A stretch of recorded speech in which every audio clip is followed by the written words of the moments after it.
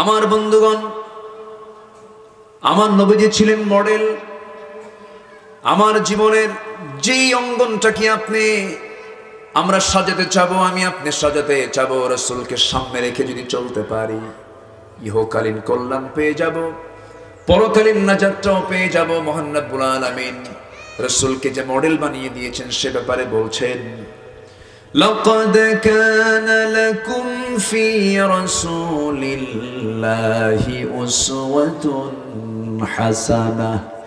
তোমাদের মধ্যে উত্তম আদর্শের বাস্তব নমুনা আমি যাকে করেছি তিনি কেউ নন, তিনি হচ্ছেন মুহাম্মদ সাল্লাল্লাহু আলাইহি ওয়াসাল্লাম। তিনি কেমন নবী, তিনি কেমন মানুষ ছিলেন, আল্লাহ রাব্বুল আলামিন তার ব্যাপারে বলছেন, কুল ইন্নামা আনা বাশারুম মিসলুকুম ইউহা ইলাইয়া আন্নামা ইলাহুকুম ইলাহু ওয়াহিদ فمن كان يرجو لقاء ربه فليعمل عملا صالحا ولا يشرك بعبادة ربه أحدا। হে নবী, আপনি বলে দেন, আমি তোমাদের মতো একজন মানুষ, আমার কাছে ওহী এসেছে, তোমাদের কাছে ওহী আসে নাই, এতটুকু শুধু তফাৎ। কিন্তু এরপরেও এই পৃথিবীতে যত পয়গম্বর ছিলেন সমস্ত পয়গম্বরদেরকে আল্লাহ তাআলা মাসুম বলে অভিহিত করেছেন। তারা নিষ্পাপ, মাসুম, তাদের জীবনে কোনো গুনাহ নাই। আমার বন্ধুগণ, সেই নবীর কাছেই কোরআনটা নাজিল হয়েছে, যে নবীর পরে আর কোন নবী পৃথিবীতে আসবেন না। আমরা কত বড় ভাগ্যবান, উম্মাতুন ওয়াসাতাল লিতাকুনু শুহাদা আলান নাস। আমরা হলাম মধ্যমপন্থী, আমরা হলাম শেষ নবীর উম্মত। আল্লাহ তাআলা আমাদেরকে শেষ নবীর উম্মত করে পাঠিয়েছেন। এই পৃথিবীতে যত নবীর উম্মত ছিল সবচেয়ে শ্রেষ্ঠ উম্মত কোন নবীর উম্মত? শেষ নবীর উম্মত। আমরা শেষ নবীর উম্মত। এই পৃথিবীতে যত কিতাব আদম থেকে শুরু করে নিয়ে রাসূল পর্যন্ত এসেছে, শ্রেষ্ঠ কিতাব কোনটা? শ্রেষ্ঠ উম্মত কারা? আচ্ছা, শ্রেষ্ঠ নবীকে মুহাম্মদ সাল্লাল্লাহু। আমার নবীর পরে কোনো নবী আছে নাকি? আমার পরে যদি কেউ কাউকে নবী মানে তার ঈমান কি আছে? বলেন। কিন্তু এরকম লোক আমাদের দেশেও আছে না নাই? আচ্ছা, তারা একটু জেগে জেগে উঠতে চাচ্ছে, এটা মশান নিচ্ছে, উস্কে দেওয়ার জন্য কিছু লোক পিছনে আছে না নাই? আচ্ছা, আমাদের চোখের সামনে দিয়ে তারা ঘোরাফেরা করে। সম্মানিত ভাইয়েরা, এটা ঢুকায় দিয়েছে এই জীবাণু, এটা একটা ভাইরাস। এটা ঢুকানো হয়েছে ব্রিটিশদের আমলে। কাদের আমলে? ব্রিটিশরা এটা ঢুকায় দিয়েছে। আমার নবীর ইন্তেকালের পরে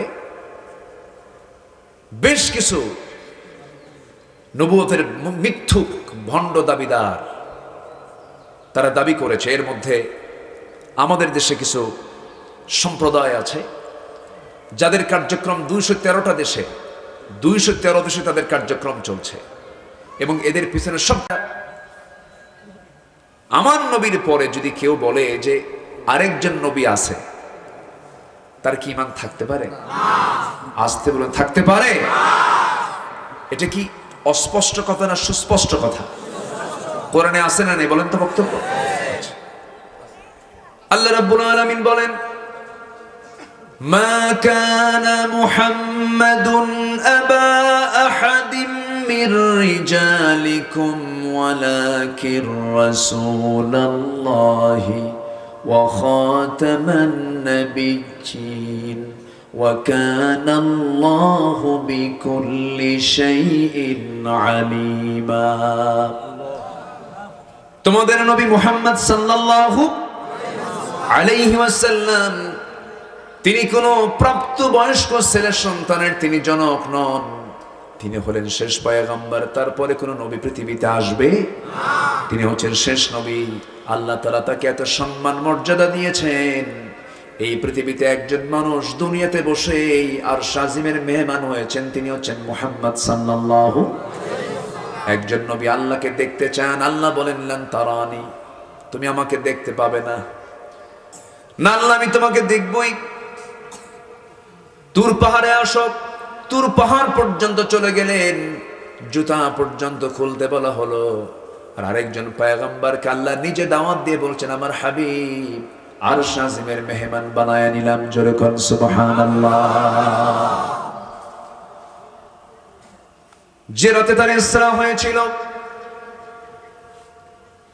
যেই সময় তিনি ইসরা করেছিলেন, রাত্রি ভ্রমণ করেছিলেন, সুবহানাল্লাযী আসরা বিআবদিহি লাইলাম মিনাল মাসজিদিল হারাম ইলাল মাসজিদিল আকসা।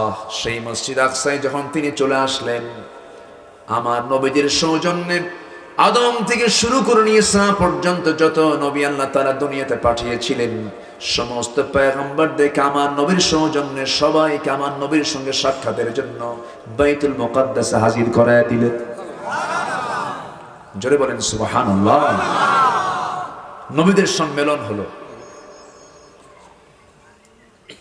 এক নবী আরেক নবীকে দেখি, সবাইকে দেখলেন। জাতির পিতা সেখানে দাঁড়ানো, নূহ আলাইহিস সালাতু ওয়াস সালাম দাঁড়ানো, আদম আলাইহিস সালাতু ওয়াস সালাম দাঁড়ানো।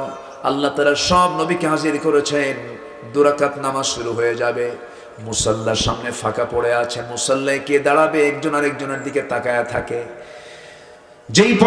যে ফেরেশতা সমস্ত পয়গম্বরদের কাছে ওহী নিয়ে এসেছেন, সেই ফেরেশতা জিবরাইল আলাইহিস সালাতু ওয়াস সালাম সোজা আমার নবীর হাতটা ধরে বলছেন, আখির জামানার পয়গম্বর, ইমামের মুসাল্লায় কেউ নয়, আপনি দাঁড়াবেন। জোরে কোন সুবহানাল্লাহ। আমরা সেই নবীর উম্মত। আর সেই নবীর উম্মতের সময় আরেকজন নবীর পক্ষের কিছু অপশক্তি তাদের কর্মকাণ্ড চালাচ্ছে, আর আমরা এগুলো চোখে শুধু দেখছি। আমরা কি জবাব দেব কিয়ামতের দিন? আমাদের কি কিছু কাজ করার দরকার আছে না নাই বলেন? আসতে বলবেন না, আছে না নাই? আচ্ছা, সম্মানিত ভাইয়েরা, দুঃখ লাগে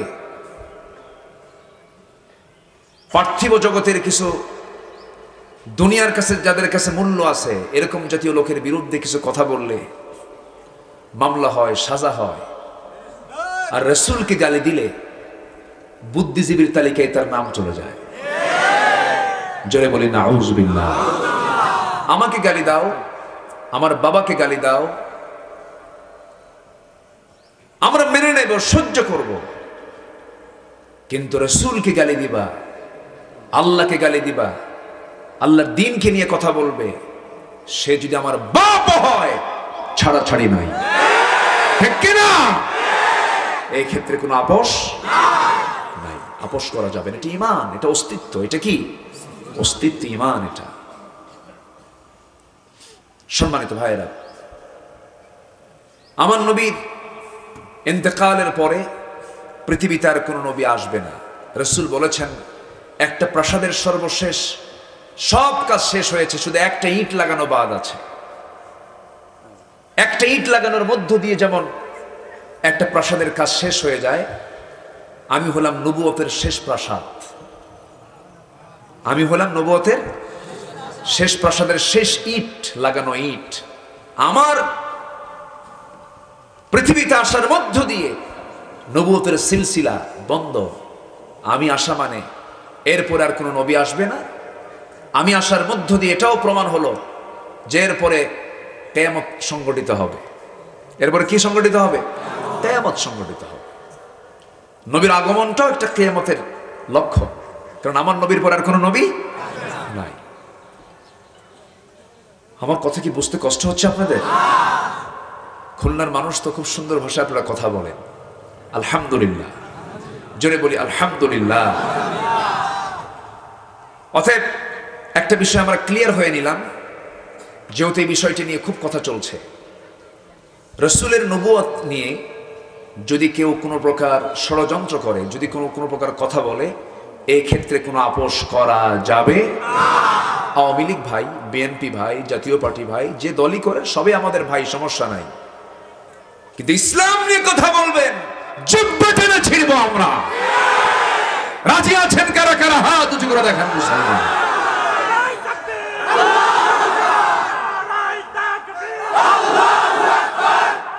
আল্লাহু আকবার।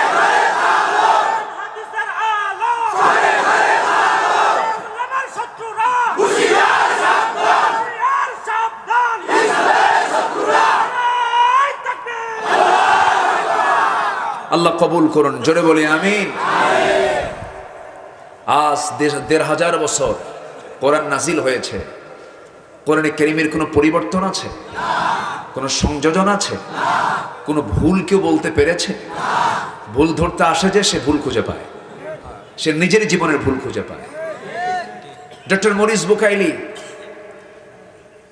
চ্যালেঞ্জ দিলেন কোরআনের ভুল ধরব, এসে এমন চ্যালেঞ্জ দিলেন নিজে মুসলমান হইতে বাধ্য হলেন, পারলেন না। কোরআন যে পড়তে আসে তার ভাগ্য চমকায় যায়, তার ভাগ্য চেঞ্জ হয়ে যায়। রাসূলকে মারতে গেছে ওমর ফারুক রাদিয়াল্লাহু তাআলা আনহু, মারার জন্য রওনা দেয় যে লোকটা, সে লোকটা কি ভালো? উনি কি ভালো ছিলেন? কুরাইশদের মধ্যে তো বহু উশৃঙ্খল লোক ছিল। আবু জেহেল অর্ডার দিল কে মারবে, উতবা, শাইবা, মুগীরা, ওয়ালিদ, কাট্টা কাট্টা কাফের, কেউ রাজি হয় না। ওমর ফারুক বলেন আমি মারবো, আমি হত্যা করব। তাহলে চিন্তা করেন তার মধ্যে কি হিংস্রতা কাজ করেছে। কিন্তু রাসূলকে মারতে গিয়ে মাঝ পথে এসে পরাজিত হলেন কোন কিতাবের কাছে? সেই ওমরকে নিয়ে রাসূল বললেন আমার পরে যদি কেউ নবী হতো লাকানা উমর, ওমর হতো আমার পরের নবী। সুবহানাল্লাহ বলবেন না? তাহলে জিরো হিরো হলো কি দিয়া? কি দিয়া? কোরআন দিয়ে। আমরা কোরআনওয়ালা হব, জোরে বলি ইনশাআল্লাহ। রমজান আসছে, আর মাত্র 13-14 দিন বাদ আছে। এখানে যারা বসে আছি আমরা সবাই যদি বলি মুসলমান কারা কারা হাত সবার উঠবে, ইমানদার কারা কারা হাত সবার উঠবে, জান্নাতে যেতে চান কারা কারা সবার হাত উঠবে, কোরআন পড়তে পারেন কারা কারা সবার হাত উঠবে না? আমি একটু বিবেকে নাড়া দিচ্ছি, মন খারাপ করা যাবে না কিন্তু, কারণ বসেছি একটা দায়িত্ব তো আছে। আল্লাহ যদি প্রশ্ন করেন সেই দিন জবাব দিতে হবে না? আপনি মামলা দিবেন। কমক বক্তা আসছিল, আয়েশা মানে চোখের পানি ফেলে কাইন্দা কুন্দা ওয়াজ করে থুয়ে চলে গেছে, কিন্তু কিছুই বুঝি নাই। তাহলে কেমন হলো? আমার দেশে কিন্তু এমন ওয়াজও আছে, ঘন্টার পরে ঘন্টা ওয়াজ করে, বক্তা নিজেও কান্দে, শ্রোতাও কান্দে, কান্দা শেষ। পরে যখন বলা হয় বুঝলেন কি, কানলাম তো ঠিকই, বুঝি নাই কিছু। আছে না? ওই মহিলার মতো ছোট্ট একটা মেয়ের বয়স 8 বছর, তো মেয়েটা এমনি কান্দে, ধাউমাও করে কান্দে দেখে তার মা এসে দেখে যে মেয়েটা কান্দে, কিছু বলে না। মেয়ের কান্না দেখে মাও কান্দে, মা মেয়ের কান্না দেখে আশেপাশে যত প্রতিবেশী আছে সবাই এসে এই দুইজনের কান্না দেখে এরাও কান্দে, কিন্তু কান্নার উৎস কি কেউ জানে না। শেষে যখন কান্নাকাটি থেমে গেছে, এরপরে বলতেছে মা তুমি কান্দো কেন? তোমার কান্না দেখে আমরা সবাই কান্দলাম, এর কারণটা কি? মা আমি এই জন্য কাঁদতেছি, আমার বয়স এখন 8 বছর, আমার যখন 16 বছর হবে অথবা 18 বছর হবে, আমার যখন বিয়ে হবে, বিয়ে হওয়ার পর পেটে একটা বাচ্চা আসবে, এরপর সেই বাচ্চাটা ছেলে হবে, সেই ছেলেটার বয়স যখন 8 বছর হবে, ও যদি মরে যায় থাকবো কেমন? এই জন্য কান্দি। কি কথা কি বুঝতেছেন আপনারা? যেটাই করি আমরা বুঝে শুনে কাঁদবো তো, তাই না? বুঝে শুনে সবকিছু করতে হবে। আমার দেশের ম্যাক্সিমাম ওয়াজের ভিতরে কোনো আলোচ্য বিষয় থাকে না, মূল বিষয়টা মানুষ বুঝতে পারে না। এটা একটা চরম একটা ব্যর্থতা। আমরা ইসলামকে হাইলাইট করে ভালো করে উপস্থাপন করতে পারি না। ইসলাম দেখে মানুষ ছুটে আসবে ইসলামের দিকে, আলহামদুলিল্লাহ বলেন। কিন্তু আমাদের মধ্যেও অনেক টুপিওয়ালা দাড়িওয়ালা তারা ওয়াজ করেন, কিন্তু আয়াত নাই, হাদিস নাই, মানুষ কান্দে। যে আলোচনায় আয়াত থাকে না, হাদিস থাকে না, সে আলোচনার কোনো দাম আছে? আসতে দাম আছে?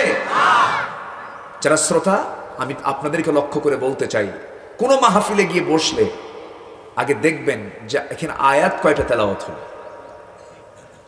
হাদিসের রেফারেন্স কয়টা আসলো, এটাকে মাথায় খেয়াল করতে হবে। সম্মানিত বন্ধুগণ, সূরা শূরা থেকে, বলেন তো কোন সূরা থেকে? সূরা শূরা থেকে আমি একটা আয়াত আমি তেলাওয়াত করেছি। এখানে আল্লাহ তাআলা 6টা কাজের কথা বলেছেন, আমরা শিখে যাব, জোরে বলি ইনশাআল্লাহ। তাহলে কোরআন আগামী রমজান মাসে একটা মাস থাকবে, আমরা আগামী মাসটাকে আমরা নেব হলো কোরআনের মাস হিসাবে, কোরআন শেখার মাস। সবাই কি শিখতে রাজি আছেন? আওয়াজ কিন্তু খুব দুর্বল মনে হচ্ছে। হুজুর মাহফিলে শুধু বিপদে পড়ে গেলাম। আগামী মাস হবে কি শেখার রমজান? কি শেখার মাস? সবাই কি শিখতে রাজি আছেন? আমি মেম্বার মহোদয়কে দায়িত্ব দিয়ে গেলাম, এখানে তার নেতৃত্বে একটি প্রশিক্ষণ, একটা শিক্ষার কোর্স হবে। কি বলেন? হ্যাঁ, জোরে বলি ইনশাআল্লাহ। যা না শিখলে নামাজও হবে না, যা না শিখলে কি হবে না, নামাজই হচ্ছে না, তাহলে কি হলো? কিছুই তো হলো না। জীবনের এই একটা প্রান্তে এসে কোরআনটা শিখতে পারলাম, এটা আমাদের চরম ব্যর্থতা। এই ব্যর্থতার জন্য শুধু নিজে দায়ী নয়, পরিবার দায়ী, বাপ মা দায়ী, সমাজ দায়ী, শিক্ষার দায়িত্বে যারা আছে তারাও দায়ী। ঠিক কিনা বলেন? দায়ী। কত পরীক্ষা হয়, যদি বলা হতো সকল ভাইবা বোর্ডে সকল শিক্ষার্থী, সকল চাকরি প্রার্থী, গভর্নমেন্ট জব যারা করবে, নট গভর্নমেন্ট জব যারা করবে, যে কোনো জবে, যে কোনো জব পরীক্ষায়, জব এক্সামিনেশনে, এবং যারা শিক্ষার্থী, সকল শিক্ষার্থী, সকল পরীক্ষার্থীর জন্য ভাইভা বোর্ডে যার নামের আগে মোহাম্মদ লাগানো আছে, তাকে কোরআনে কারীমের যে কোনো একটা পৃষ্ঠা থেকে কোরআন তেলাওয়াত শোনা হবে, এক পৃষ্ঠা করে। বলেন তো, এই দেশে কোন লোকের কোরআন তেলাওয়াত শুদ্ধ কি বাদ থাকতো? খেলার নাম কি? চাপে ঠিক হয়ে যেত, সেটা তো নাই। প্রশ্ন করে কি জানেন? কোন ক্রিকেটার সবচেয়ে বেশি উইকেট পাইছে? এটা হলো ভাইভা বোর্ডের প্রশ্ন। বলিউডের কোন নায়িকা অস্কার পুরস্কার পেয়েছে? কি আমার কথা কি বুঝতেছেন? সম্মানিত ভাইয়েরা, আজকে মুসলমানকে কি শেখানো হচ্ছে? আমাদের কি শেখা দরকার ছিল? প্রশ্ন করা উচিত ছিল, কোরআনে কারীমে কোন সাহাবীর নাম উল্লেখ আছে? কোরআনে কারীমে কোন একজন মহিলার নাম শুধু কোরআনে উল্লেখ আছে? এগুলো হওয়া উচিত ছিল মুসলমানদের জীবনের প্রশ্ন, ঠিক কিনা? তা তো নয়। তা কি আছে? তা তো নয়। তাহলে আমাদের এক নম্বর দায়িত্ব হবে, আগামী রমজান হবে কি শেখার রমজান? কি শেখার রমজান? বরঞ্চ শিক্ষা ডিপার্টমেন্টে নতুন সংযোজন হয়েছে, কি জানেন? আমাদেরকে শেখাচ্ছে হলো আমরা নাকি বানর ছিলাম। বানর। আমরা কি সন্তান? বলেন, কি সন্তান আমরা? আমাদের বাপ হলো নবী, আদম হচ্ছে আমাদের বাপ, আমরা তার ছেলে, আমরা হলো আদম সন্তান। ওয়ালাকাদ কাররামনা বানি আদম। আর আমাদেরকে বলে যে আমরা নাকি বানর ছিলাম। আদম শুমারি হয়েছে, জনশুমারি হয়েছে, আমরা প্রস্তাব রাখতেছি সামনে বানর শুমারি হোক। যারা কইছে বানর, ওদের একটা শুমারি আলাদা করা হোক, ওরা বানর। বানরের বংশধরদের কাছ থেকে আদম সন্তানদের শিক্ষা নেবার কিছু নাই। আমরা আদম সন্তান, আমাদের দাম কে দিয়েছেন? অনেক দাম আমাদের, অনেক মূল্য আমাদের। আল্লাহ তাআলা আমার জন্য আকাশ বানিয়েছেন, আল্লাহ তাআলা আমার জন্য সূর্য বানিয়েছেন, আল্লাহ তাআলা আমার জন্য 7টা সমুদ্র বানিয়েছেন। জোরে বলে সুবহানাল্লাহ। আমাকে কে দাম দিয়েছেন? আমাকে সম্মান কে দিয়েছেন? আল্লাহ দিয়েছেন। একটু কান লাগাবেন, মনোযোগ দিয়ে শুনতে হবে আমাকে আপনাকে। এই সম্মান, এই মর্যাদাকে টিকে রাখতে হবে। মর্যাদা সম্মানকে টিকে রাখার জন্য দুটা পুঁজি দরকার, ঈমান দরকার, আমল দরকার। ঈমান দরকার, আমল দরকার। আমল আছে, ঈমান নাই, হবে না কাম। ঈমান আছে, আমল নাই, হবে না কাম। ঈমানও লাগবে, আমলও লাগবে। নাম হলো রমজান আলী, দুপুরে ভাত খায়। নাম কি? নাম হলো ফজর আলী, সকাল 10টায় ওঠে, ফজরে ওঠে না। নাম রাখছে কি বাপে? ফজর আলী। রমজান আলী, ফজর আলী। নাম হলো আতর আলী, গাজার গন্ধে কাছে যাওয়া যায় না, আছে না নাই? নাম হলো হিম্মত আলী, সাইকেলের চাকা বাস চলি সিট হয়ে পড়ে। নাম দিয়ে আপনি কি করবেন? বংশ দিয়ে আপনি কি করবেন? বংশ দিয়ে যদি জান্নাত পাওয়া যেত, নবীর বংশ কুরাইশ, আবুল আহাবের বংশ কুরাইশ। আত্মীয়তা দিয়ে কি করবেন? আমার নবীর আপন চাচা আবুল আহাব, লাভ নাই। বাবা দিয়ে কি করবেন? ইব্রাহিম আলাইহিস সালামের বাবা হলো আযর, নবীর বাপ হয়তো লাভ হলো না, নবীর ছেলে হলো লাভ হলো না। নূহ আলাইহিস সালাম, তার ছেলে হলো কেনান, কোনো লাভ হয় নাই। বাবা দিয়ে লাভ নাই, ছেলে দিয়ে লাভ নাই, স্বামী দিয়ে লাভ নাই। বংশ দিয়ে লাভ নাই, পীরের ছেলে পীর হয়েও কোনো লাভ নাই, নবীর ছেলে যদি হয়ে লাভ না হয় পীরের ছেলে হয়ে লাভটা কি? অনেক অহংকার দেখে আমি পীর জাদা। আমার দেশে আসল পীর কি আছে না? সব পীর জাদা। সব পীর তো মারা গেছে, তাই না? খান জাহান আলী আছেন, মূল পীর তো কেউ নাই, সব এখন কি পীর জাদা। দুই একটা হারাম জাদা নাই? কষ্ট পাচ্ছেন কেন? আমি পীরকে মহাব্বত করি, আবার ভুল বুঝবেন না, আমি পীরকে মহাব্বত করি। এমন পীর কেবলা নামাজ নাই, গাজার গন্ধে দরবারে বসা পর্যন্ত থাকে না, আছে না নাই? বসা কয় আল্লাহ তুমি কোন দরবারে আমার পাঠাইছো, যে দরবারে আমিও থাকতে পারতেছি না, গাজার গন্ধে, গাজার ধোঁয়ায়। গাজার ধোঁয়া আছে না নাই? আচ্ছা, এরকম ভণ্ড দরবারও আছে। আমার প্রোগ্রাম ছিল চিটাগাং, আমি ঢাকা এয়ারপোর্ট থেকে চিটাগাং যাব, ডোমেস্টিক সাইড দিয়ে বোর্ডিং পাস নিয়ে ভিতরে যে বসবো, বসার জায়গা পাচ্ছি না। এখন তো পুরুষ বেশি না মহিলা বেশি বলেন তো? যে কোনো জায়গায় পুরুষ বেশি না মহিলা বেশি? সামনে রমজান আসতেছে, রমজানের শেষ দশক হলো ইতিকাফ, ইতিকাফের শেষ দশক। মানে জাস্ট ওই সময়টাকে কদর তালাশ করার জন্য আল্লাহ তাআলা ইতিকাফকে সুযোগ করে দিয়েছেন। রমজান মাসে কোন দশকে সবচাইতে মার্কেটে মানুষ বেশি থাকে? পুরুষ বেশি না মহিলা বেশি? কদর ঠিক করার জন্য। কষ্ট পাচ্ছেন নাকি আপনি? তো আমি বসবো কোথায়, বসার জায়গা পাচ্ছি না, দাঁড়ায় আছি, খুঁজতেছে আমার মতো টুপিওয়ালা কই। দেখেছি কোনায় একজন টুপিওয়ালা বসে আছে, আমিও টুপিওয়ালা, গেলাম যে ওখানে যে বসি, তো ওনাকে লক্ষ্য করে সালাম দিলাম। ওনার টুপির সাথে আমার টুপির আবার মিল নাই, ওনার টুপিটা একটু ভিন্ন, আমার টুপিটা আবার একটু ভিন্ন। সালাম দিলাম, দেখি উত্তর নাই।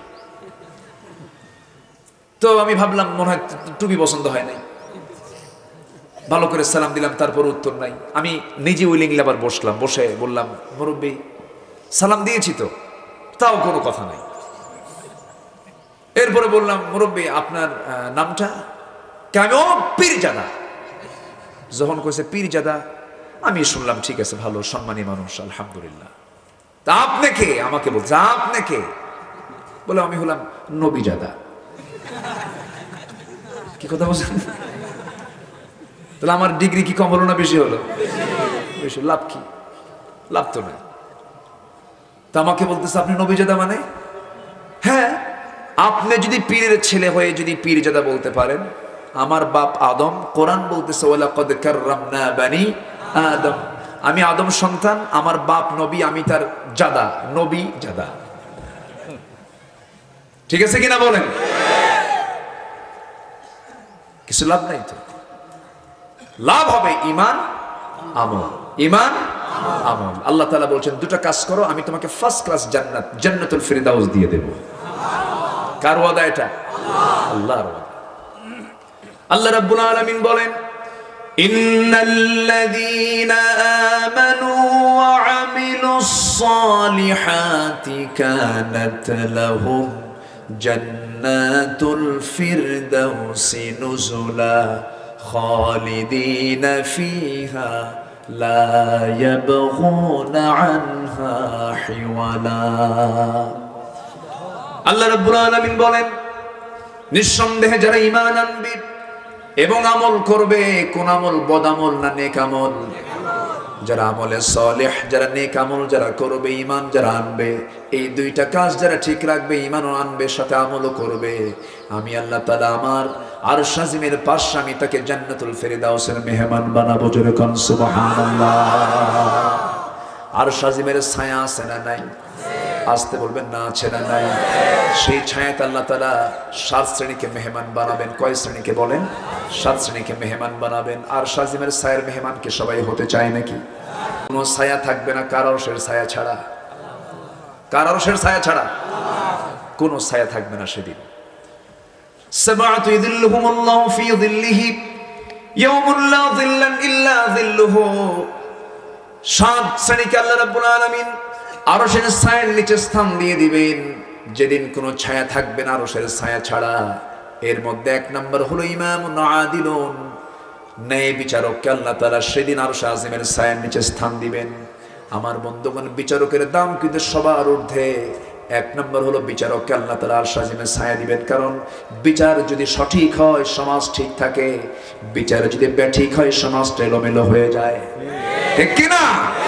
গোটা দুনিয়া জুড়ে আজকে বিচার ঠিক আছে নাকি? বিচার ঠিক আছে? জোরজার মাইট ইজ রাইট। কিন্তু আমার নবী তো এমন ছিলেন না। আমরা সেই নবীর উম্মত হয়ে আজকে কি করছি? আমার নবী তো আল্লাহ তাআলার নির্দেশ পেয়েছেন। কি নির্দেশনা এসেছে? জুমার খুতবায় আমরা খতিবদের মুখ থেকে প্রত্যেক সপ্তাহে শুনি, ইন্নাল্লাহা ইয়া'মুরু বিল আদলি ওয়াল ইহসান ওয়া ইতা'i যিল কুরবা ওয়া ইয়ানহা আনিল ফাহশাই ওয়াল মুনকারি ওয়াল বাগি ইয়া'iযুকুম লা'আল্লাকুম তাযাক্কারুন। জোরে বলুন আল্লাহু আকবার। আল্লাহ তাআলা অর্ডার দিয়েছেন আদাল, ন্যায় বিচার করো, সঠিক বিচার করো, ইনসাফ ভিত্তিক সমাজ গড়ে ফেলো। এক নম্বর হুকুম, তিনটা আদেশ দিয়েছেন, তিনটা নিষেধ করেছেন। এর মধ্যে এক নম্বর হলো আদালত কায়েম করো, সঠিক বিচার করো। ই'দিলু হুয়া আকরাবু লিত্তাকওয়া, সঠিক বিচার করবে, এটাই হলো সবচাইতে বড় তাকওয়া। যেরকম সুবহানাল্লাহ। আদালত নাই, তাকওয়া নাই, সঠিক বিচার নাই, তাকওয়া নাই। কিন্তু আজকে আমরা গোটা পৃথিবীর দিকে যদি তাকাই, সৌদি আরব কনসার্টের বিরুদ্ধে খতিব, একজন হক খতিব, তিনি জুমার খুতবা দিতে নিয়ে কনসার্টের বিরুদ্ধে কথা বললেন, বেহায়াপনার বিরুদ্ধে কথা বললেন। খুতবা শেষ হলোই না, মাঝখান থেকে ধরে নিয়ে জেলখানায় ঢুকায় দিল। গোটা দুনিয়া জুড়ে হাজার হাজার আলেম ওলামা হক কথা বলতেছেন, সঙ্গে সঙ্গে জালিমরা নাম মুসলমান, নামের আগে মুহাম্মদ লাগানো আছে, মুসলিম পরিবারের সন্তান, কিন্তু ভূমিকাগুলো আব্দুল্লাহ বিন উবাইদের মতো। আসতে বলবেন না, আছে না নাই? চারজন ইমাম ছিলেন, শ্রেষ্ঠ কোন ইমাম আরাম মতো দুনিয়াতে থাকতে পারেন নাই। চারজন ইমামই জালিমদের দ্বারা আক্রান্ত হয়েছেন। আবু হানিফার নাম তো আমরা সবাই জানি, সাইয়েদ আহমদ ইবনে হাম্বলের নাম আমরা সবাই জানি, ইমাম মালিকের নাম আমরা সবাই জানি, সৈয়দ কুতুব শহীদের নাম আমরা সবাই জানি। এরকম করে গোটা দুনিয়া জুড়ে যুগে যুগে যত হক্কানি আল্লাহর গোলামরা যখন হকের কথা বলেছেন, তাদের জন্য ফুল সজ্জা হয় নাই, তাদের জন্য পথে ছিল বাধা, কাটা, বিপত্তি। আমার ভাইরা, আবু হানিফার কথা মনে হলে মাঝে মাঝে আমার চোখে পানি চলে আসে। কত বড় আলিম তিনি ছিলেন। সবাই তো ডাক্তার, জ্বর হলে পরে আমরা সবাই বলে ফেলি নাপা খাও, কিন্তু আমরা তো মূলত ডাক্তার নই। চৌরাস্তার মোড়ে কিছু হকার বসে, সে তার ওষুধ বিক্রি করতে নিয়ে এমন ভাবে বলে, ভাইরে আমার এই ওষুধখানা খাবেন, মৃত্যু রোগ ছাড়া সব রোগের ওষুধ নিয়ে যান। সে কি আসলে কি ডাক্তার নাকি? না। কোরআন হাদিসের জ্ঞান তো সবার কম বেশি আছে, কিন্তু আবু হানিফার যে জ্ঞান ছিল, এমন জ্ঞান কি সবার আছে নাকি? তারা হচ্ছেন দিন জ্ঞান, দিনের জ্ঞানের দিন যে আল্লাহ তাআলা দিয়েছেন, ইসলামের যে জ্ঞান, সেই জ্ঞান অর্জনের যে মূল সোর্স, সেই সোর্স গুলো তারা খুঁজে খুঁজে বের করেছেন, মাসলা মাসাইল খুঁজে বের করেছেন। আবু হানিফা রাহমাতুল্লাহ আলাইহি নিজের চোখে সাহাবীকে দেখেছেন, সাহাবীদের আমলগুলো দেখেছেন। সব আমলগুলো দেখে দেখে তারা মাসলা মাসাইল তারা সবকিছু বের করে এনেছেন। আবু হানিফা রাহমাতুল্লাহ আলাইহি হকের পক্ষে ছিলেন। সেই সময় শাসক ছিল মুসলিম নামদারি বাদশা মনসুর। তাকে ডাক দিয়ে বলল, আবু হানিফা শোনো, আমি তোমাকে তোমার জ্ঞানকে শ্রদ্ধা করেছি, তোমার জ্ঞানকে সম্মান করে আমি তোমাকে একটা প্রস্তাব দিচ্ছি। কি প্রস্তাব? আমি চাবো তুমি আমার রাষ্ট্রের প্রধান বিচারপতির দায়িত্ব পালন করবে, ইমামুন আদিল হবে, বিচার করবে তুমি। সঙ্গে সঙ্গে আবু হানিফা বললেন, শোনো, তুমি যে আমাকে বিচারপতি বানাবে, কিন্তু আমার উপরে তোমার প্রভাব থাকবে, তুমি আমাকে প্রভাবিত করবে। আমি আমার স্বাধীন মতো বিচার করতে পারবো না। যেই চেয়ারে বসে আমি আমার স্বাধীন মতো বিচার করতে পারবো না, সেই চেয়ারে বসার কোনো দরকার আবু হানিফার নাই। সুবহানাল্লাহ বলবেন না? এরকম এখন পদের যদি একটা প্রস্তাব দেওয়া হয়, অনেকে বলবে ঠিক আছে। আছে না নাই? দখল করার জন্য লোক আছে না নাই? মারামারি লাগে, কি লাগে? মারামারি লাগে, কম্পিটিশন শুরু হয়। আবু হানিফা রাহমাতুল্লাহ আলাইহি বললেন, শোনো, প্রধান বিচারপতির পদ আমি পেয়ে হয়তো দুনিয়াতে কিছু আমি মান সম্মান পেয়ে যাব, আমাকে কিছু প্রোটোকল দেওয়া হবে, কিন্তু আমি তো সঠিক বিচার না করতে পারলে কার ছায়ায় থাকবো না? আরশের ছায়ায় থাকতে পারবো না। আমার সেই আসনের দরকার নাই, আমার সেই বিচারপতি হওয়ার দরকার নাই। সঙ্গী সঙ্গী পুলিশ বাহিনী পাঠায় দেওয়া হলো, তাকে কট করে নিয়ে চলে গেল, হাত পা বেঁধে জেলখানার মধ্যে পিটায়। আহারে, হাত পা বেঁধে জেলখানার মধ্যে পিটাচ্ছে, মুখ থেকে বের করতে পারছে না কোনো শব্দ, কোনো রায় মুখ থেকে বের করতে পারে না। মাকে ধরে আনা হলো, বৃদ্ধা মা তার চোখের সামনে যখন রাখা হলো, মা সন্তানটার দৃশ্য দেখে চোখের পানি আটকাতে পারে না। মাও কান্দে, সন্তানটাও কান্দে। যুগশ্রেষ্ঠ আলেম আবু হানিফা রাহমাতুল্লাহ আলাইহি এত মার খাচ্ছেন, চোখের পানি ঝরে ঝরে পড়ছে, কিন্তু একটা বার মুখ থেকে তারা রায় বের করতে পারছে না। মা কান্দে, মার কান্না দেখে আবু হানিফার ভিতরে চিন্তা হলো, আমার মা যেন আমার এই দৃশ্য দেখে কষ্ট পাচ্ছে, এখন কি সিদ্ধান্ত নেওয়া যায়? তিনি সিদ্ধান্তহীনতায় ভুগছিলেন। এমন সময় মার মুখ থেকে কথা বের হয়ে গেছে, আমার সন্তান, তুই আমার চোখের পানি দেখে ভয় পাবি না, এই চোখের পানি তোর প্রতি অত্যাচার হচ্ছে, এই জন্য আমার চোখের পানি বের হচ্ছে না। আমার চোখের পানি বের হওয়ার কারণ হলো, আমার আশঙ্কা হচ্ছে তোর প্রতি যে অত্যাচার গুলো করা হচ্ছে, অবর্ণনীয় অত্যাচার, অসহ্যনীয় অত্যাচার, এই অত্যাচারকে সহ্য করতে না পেরে না জানি আমার কলিজার টুকরা আবু হানিফা তুই বাতিল শক্তির কাছে মাথা নত করিস। আমি এটা চাবো না, বরং তুই মার খেতে খেতে শহীদ হয়ে যাবি, আমি শহীদের মা হওয়ার গৌরব অর্জন করে আল্লাহর সামনে আমি দাঁড়াতে পারবো। জোরে বলি সুবহানাল্লাহ। কি মার সন্তান আবার তারা ছিলেন, কি মার পেট থেকে এসেছেন। একজন সাহাবীর নাম মনে পড়ে গেল, আমার নবীজির প্রিয় সাহাবী। প্রত্যেক নবীর একজন করে হাওয়ারি থাকে, আমার নবীর হাওয়ারি ছিলেন জুবাইর ইবনে আওয়াম রাদিয়াল্লাহু তাআলা আনহু, তার স্ত্রী ছিলেন উম্মে সালমা। উম্মে সালমা আম্মা জান আয়েশা সিদ্দিকার বড় বোন, আবু হানিফার বড় মেয়ে। এই উম্মে সালমার ছেলে আব্দুল্লাহ বিন জুবাইর যুগশ্রেষ্ঠ একজন বড় মুজাহিদ ছিলেন।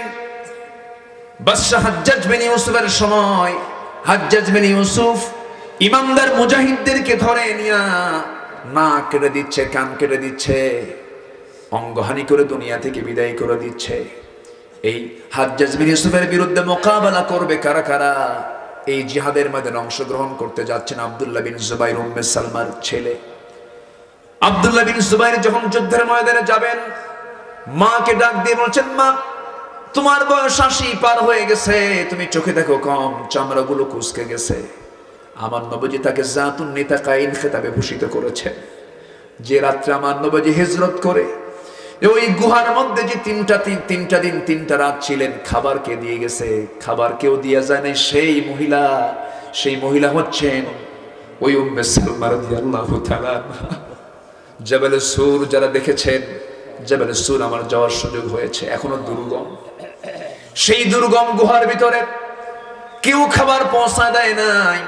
নিজের ওড়নাটা ছিঁড়ে ওড়নার ভিতরে খাবারগুলো নিয়ে উম্মে সালমা নবীর কাছে, তার বাবার কাছে খাবারগুলো 3টা দিন 3 রাত পৌঁছা দিয়ে আসছেন।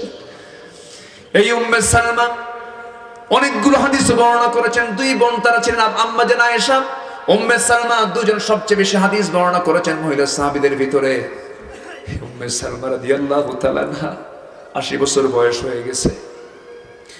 আব্দুল্লাহ বিন জুবাইর মার অবস্থা দেখে বলছে, মা শোনো, হাজ্জাজ বিন ইউসুফ সে এত বড় জালিম, যোদ্ধাদেরকে ধরে নিয়ে হাত কাটতেছে, নাক কাটতেছে, চোখ তুলতেছে, মা আমি কি সেই যুদ্ধে যাব নাকি?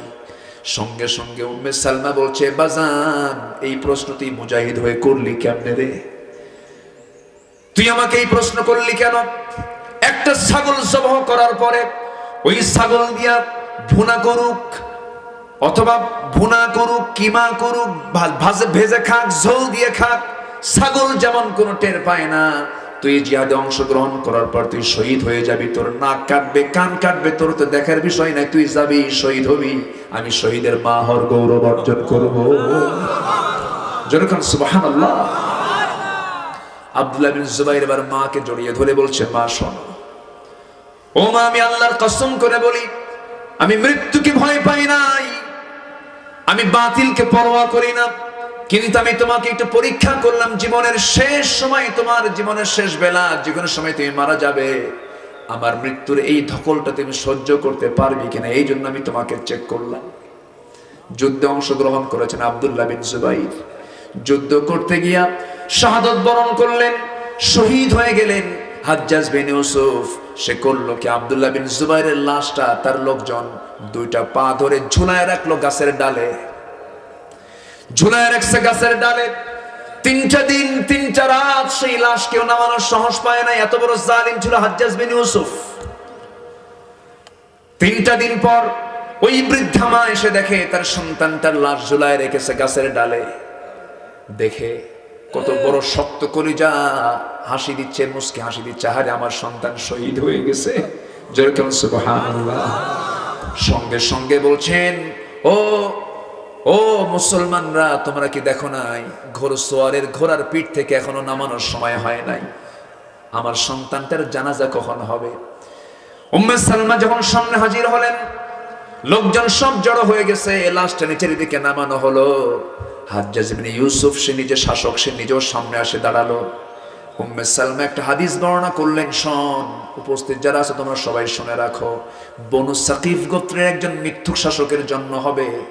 মিথ্যুক শাসক বলতে আমি আমার চোখে দেখতেছি তুই হাজ্জাজ বিন ইউসুফ। আল্লাহু আকবার বলেন। মুজাহিদ কাকে বলে? যেমন মা তেমন সন্তান। হাজ্জাজ বিন ইউসুফ উম্মে সালমার এই হাদিসের বর্ণনা শুনে ভয়ে পালা চলে গেছে। উম্মে সালমা তো জীবন্ত তারা, জীবন্ত হাদিস তারা। হাদিস বর্ণনা করেছেন রাসূলের কাছ থেকে শুনে, হাদিস বর্ণনা করেছেন। আল্লাহু আকবার। আমার ভাইরা, ঈমান এনেছি, ঈমানের উপরে টিকে থাকতে হবে। ঈমান নিয়ে আমরা টিকে থাকবো। জোরে বলি ইনশাআল্লাহ, আর জোরে বলি ইনশাআল্লাহ। আমার বন্ধুগণ, আমি যে আয়াতের দিকে যেতে চাচ্ছি একটু মিলায় দেব আমি। আলোচনা তো শুরু হয়ে গেছে বহুক্ষণ আগেই। এখন আল্লাহ তাআলা রাসূলকে কি বলছেন? ফালিযালিকা ফাদা, আপনি 6টা কাজ করবেন। 1 নাম্বার হলো আপনি দাওয়াত দেন। আপনি কি দেন? দাওয়াত দেন। দাওয়াত দিতে গেলে পিটন আছে না নাই? আসতে বলবেন না, আছে না নাই? নামাজ পড়ো, কোনো পিটন হবে না, কিন্তু নামাজ কায়েম করো, পিটন আছে না নাই? বলবেন ব্যবসা করো, কোনো সমস্যা নাই, সুদ বন্ধ করো, ঝামেলা আছে না নাই? আসতে বলবেন না, আছে না নাই? সুদ খাওয়া কি? আরো জোরে, আরো জোরে। ওয়াজ করে কি সুদ বন্ধ হবে? ওয়াজ করে সুদ বন্ধ হয় না। ওয়াজ করে মদের বোতল বন্ধ হবে না। ওয়াজ করে প্রস্টিটিউশন বন্ধ হবে না। জেনার লাইসেন্স বন্ধ হবে না। জেনা, সুদ, ঘুষ, মদ, জুয়া এগুলো বন্ধ করার জন্য ওয়াজ হবে না শুধু, এর জন্য আইন দরকার, আইন দরকার, আইন দরকার। কষ্ট পাচ্ছেন? আমার দেশে মানুষ বেশি না চোর বেশি? বলেন, কষ্ট পাচ্ছেন নাকি আপনারা? মানুষ বেশি না চোর বেশি? চোরই তো বেশি। মসজিদে নামাজ পড়তে গেলে, ধরেন খুলনা সিটির কোনো মসজিদে নামাজ পড়তে যাবেন, নতুন জুতা যদি কিনে নিয়ে যান, আর জুতাটা যদি পিছনের কাতারে রেখে যদি সামনের কাতারে নামাজে দাঁড়ান, সেজদায় গিয়ে কি তসবিহ হবে? খালি মনে হবে জুতা আছে তো। বাস্তব কথা তো, অবাস্তব কথা বলছি না। বাজারে যাবেন, সাইকেল রেখে একটু এইদিকে দাঁড়াইছেন, সাইকেল নেই, মোবাইল হাতে নিয়ে একটু ঢাকা পল্টনের আশপাশ দিয়ে একটু ঘোরাফেরা করবেন, হাতের থেকে নিয়ে আমার দৌড়। আমার একদিন নিয়ে মারছে দৌড়। আমি বললাম যা, আমি তোর পিছনে ধরবো না, যা, নিয়ে চলে গেল। গত বছর চিটাগাং পতেঙ্গায় মাহফিল, আমার মাহফিল আলোচনা শেষ করলাম, মোনাজাত শেষ করে সবাই বিদায় নিচ্ছি। যাওয়ার সময় দেখি মঞ্চ থেকে আমার জুতা নাই। কি কথা কি? একজনকে বললাম আমার জুতা কই? হুজুর মোহাব্বত করে নিয়ে গেছে। এমন মোহাব্বত করছে বলারও প্রয়োজন হয়নি। আমরা বোনকে ঠকাই। একই মার পেট থেকে জন্ম নিয়েছি, একই মার পেট থেকে জন্ম নিয়েছি, একই পিতার সন্তান। বাপ মারা গেলে বোনদের সাথে খারাপ ব্যবহার করে। বোন আসে, ভাই জমাজমা এগুলো বুঝায় দাও, এমন মুখ বানায়, বোন আর লজ্জায় আসে না। এক যুগ পার হয়ে যায়, এক যুগ চলে গেছে, বোনের সমস্ত সম্পত্তিতে ধান লাগায় ধান খায়। ওটা কি হালাল না হারাম? ওটা কি মানুষের কাজ না চোরের কাজ? মানুষ বেশি না চোর বেশি? আরো বলবো, গোড়ায় হাত দিচ্ছি কিন্তু। আড়ালে যারা মা বোন বসে আছেন তারা মনে মনে চিন্তা করতেছে ভালো করে এখন ভাই কিছু বসে আছে ওই জায়গায়, সম্পত্তি বুঝাই দেব না কেন? বোন যা পাবে দিয়ে দেব, অন্যের সম্পদ নিয়ে লাভ কি আমার? দিয়ে দেব, জোরে বলে ইনশাআল্লাহ। 12 বছর চলে যায়, বোন সম্মানের ভয়ে কিছু বলে না, আবার ভাই আবার উল্টা বোনের পাশে আবার আস্তে করে বসায় দেয়, বোনকে পাশে বসায় বলে বোন রাগ করো না। এটা কথা বলি কি, অংশ নিলে কিন্তু ধ্বংস হয়। দেখছেন কি ওয়াজটা দিল, এটা কি কোরআন থেকে ওয়াজ? হ্যাঁ, শয়তান শিখিয়ে দিছে। এটা কে শিখিয়ে দিছে? শয়তান। সোরা ওয়াজ না, সোরা ওয়াজ। দেখেন আমি শুধু ওয়াজ পারি, দেখেন এটা শিখিয়ে দিছে একটা। সম্মানিত ভাইয়েরা, আমরা মানুষ কোথায় হলাম? এদেশের স্বাধীনতার যারা সবচেয়ে অগ্রণী ভূমিকা পালন করেছেন, মুক্তিযোদ্ধা, জাতির শ্রেষ্ঠ সন্তান, যারা ফ্রিডম ফাইটার, আমরা তাদেরকে সম্মান করি, আমরা তাদের জন্য দোয়া করি। 2000 মুক্তিযোদ্ধার ভাতা গ্রহণ করেছে। স্বাধীনতার বয়স হলো 52 বছর, তাদের বয়স 52 বছর। যুদ্ধ করলো কোনদিন বলেন? হ্যাঁ, যুদ্ধ করছে, আধ্যাত্মিক জগৎ থেকে যুদ্ধ হয়েছে, ঠিক কিনা? মানুষ বেশি না চোর বেশি? কই, ভালো তো হলাম না আমরা? মানুষকে ঠকাতে পারলে আমরা মনে করি আমরা জিতে গেছি। না, অন্য কাউকে ঠকাইছেন, আপনি ঠকান নাই, নিজে ঠকে গেছেন, ঠিক কিনা? আমি নিজে ঠকি, এটা আমার জন্য প্লাস। অন্য কাউকে ঠকাই, এটা আমার জন্য মাইনাস। এটা আমার জন্য কি? মাইনাস। এগুলো বাদ দিয়ে দেব, জোরে বলি ইনশাআল্লাহ। যার যা হক আমরা দিয়ে দেব। রাজি আছি তো সবাই? তওবার পথ আছে না নাই? তওবা খোলা আছে না নাই? তওবা করলে মাফ করবেন কে? মাফ করার ওয়াদাও করেছেন কে? কিন্তু তওবা কবরের 5টা শর্ত আছে, শুনবেন? সবার কি আগ্রহ আছে? সময় তো আছে মাশাআল্লাহ, আলহামদুলিল্লাহ। আমি খুব আনন্দ পাচ্ছি আজকের মাহফিলে। দিনের বেলার মাহফিলে একটা সৌন্দর্য কি জানেন? প্রত্যেকটা শ্রোতাই মনোযোগী থাকে। দিনের বেলা মাহফিলে 1 নম্বর বসে প্রত্যেকটা শ্রোতার একদম যে মানে ধারণ ক্ষমতা একদম 16 আনা থাকে। আর রাতের বেলা কি হয় জানেন? রাত 10টার পরে সব ওয়াজ শেষ, প্রধান বক্তাকে উঠে দেয় সবার শেষে, লেখে প্রধান আর তুলে দেয় শেষে। প্রধান বক্তা হয়ে যায় শেষ বক্তা। শেষে ওঠার পর সামনের বিশাল একটা অংশ খালি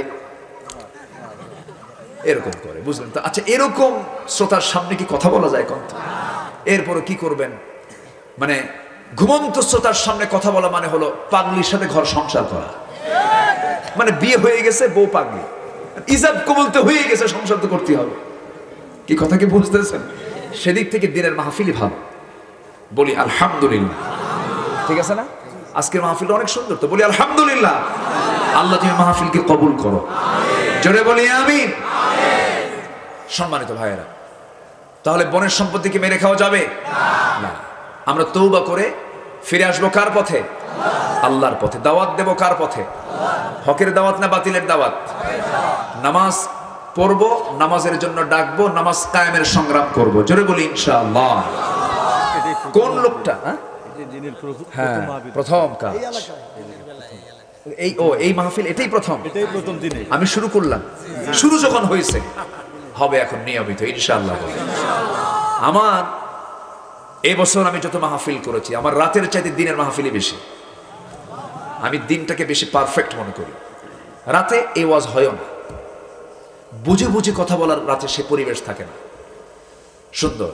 কষ্ট পাচ্ছেন নাকি আপনারা? আমাদের 1 নম্বর আহ্বান হলো আগামী রমজান হবে কি শেখার রমজান। আর জান্নাত পাওয়ার জন্য কয়টা আমল দরকার? কয়টা দিক দরকার? ঈমান, আমল, আমল, ঈমান। একটা হলে হবে না। রাসূলকে আল্লাহ তাআলা অর্ডার দিয়েছেন 6টা কাজ করেন। এর নাম 1 নম্বর হচ্ছে দাওয়াত। 1 নম্বর কি? দাওয়াত। তওবা কবুলের শর্ত কয়টা বলেন? কয়টা? 5টা। দেখেন এই যে সুন্দর করে উত্তরগুলো দিচ্ছেন, এটা রাতে হতো না। আলহামদুলিল্লাহ, খুব ভালো। আলহামদুলিল্লাহ, আমি খুবই ভালো, আমার খুব ভালো লেগেছে। রূপসা না? জি, রূপসা মানে কি?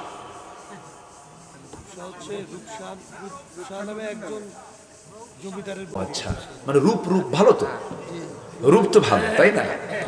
রূপ শব্দ তো খারাপ না, ভালো। জি, রূপসী থেকে রূপসা, হ্যাঁ ভালো। রূপসী ছাড়া তো উপায়ও নাই। বউ তো সবারই রূপসী তাই না? বইয়ের অপর নাম কি? রূপসী।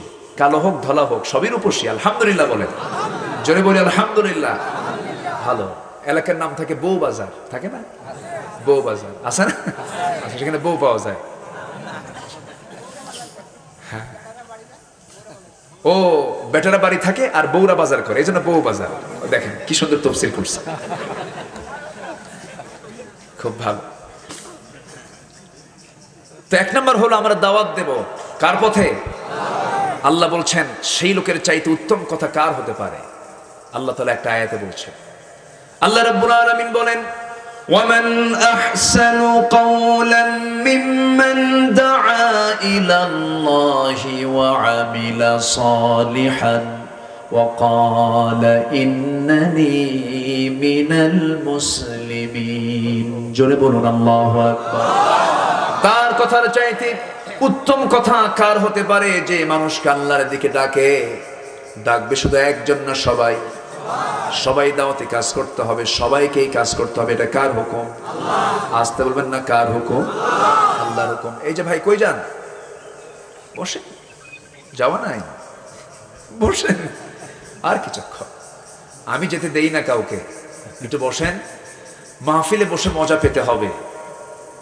ওই যে শিশু যদি ওষুধ না খায়, ছোট বাচ্চা যদি ওষুধ না খায়, বাবা মা কি বলে? বাবা খা, খা বাবা, খায় না। করে না, এরকম করে না? দাঁতের সঙ্গে দাঁত লাগায় নাই, কারণ তিতা, তিতা তো খেতে চায় না। বাবা খা, খাবো না। শেষে কি করে?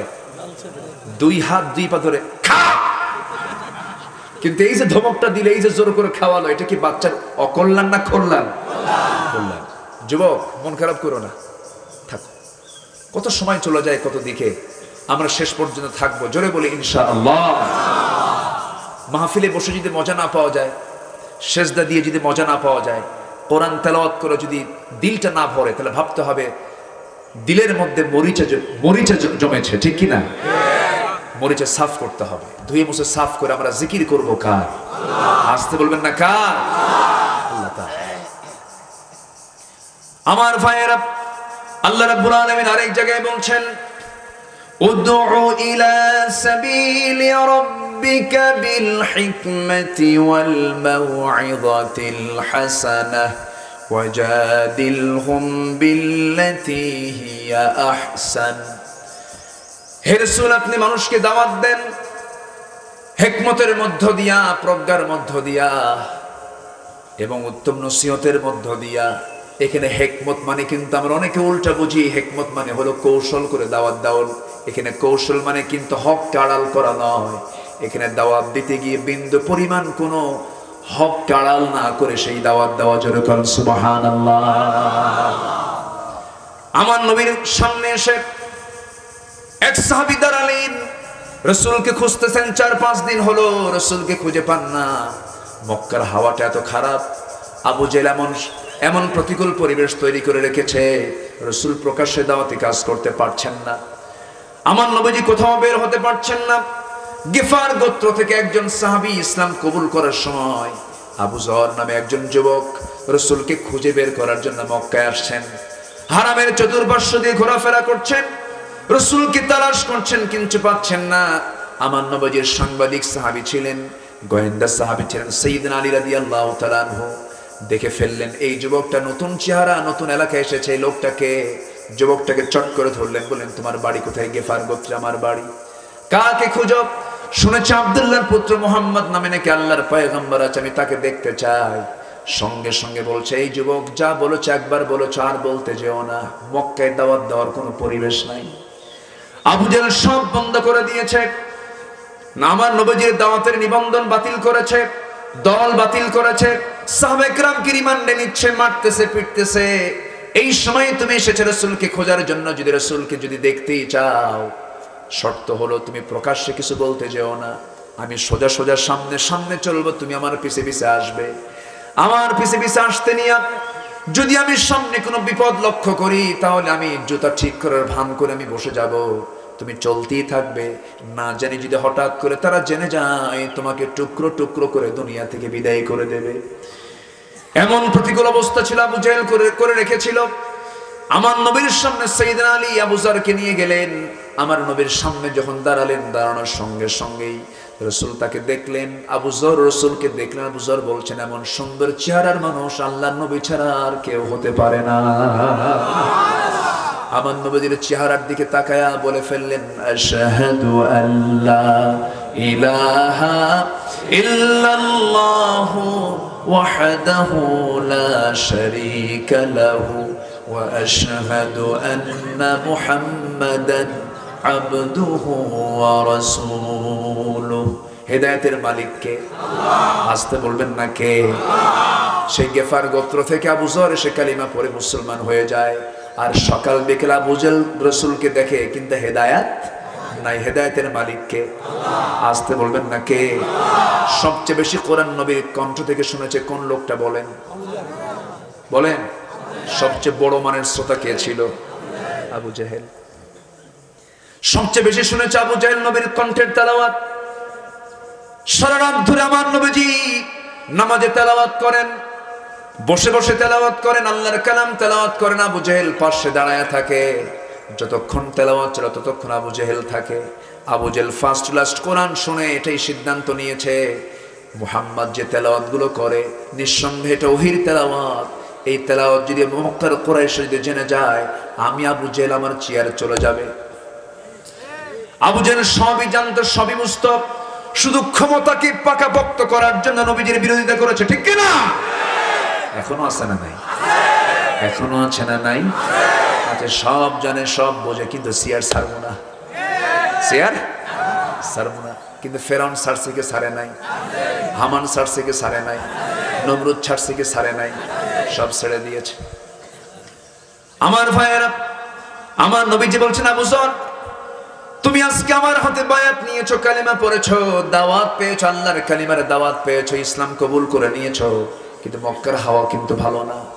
অতএব তুমি এই কালিমার দাওয়াত নিয়ে এই জনপদে কিছু বলতে যেও না, তুমি তোমার গেফার গোত্রে চলে যাও। গেফার গোত্রে গিয়ে তোমার স্বগোত্রে গিয়ে গোত্রের মানুষগুলোকে কালিমার দাওয়াত দিবা। মক্কায় যদি জানে তোমার অবস্থা খারাপ হয়ে যাবে।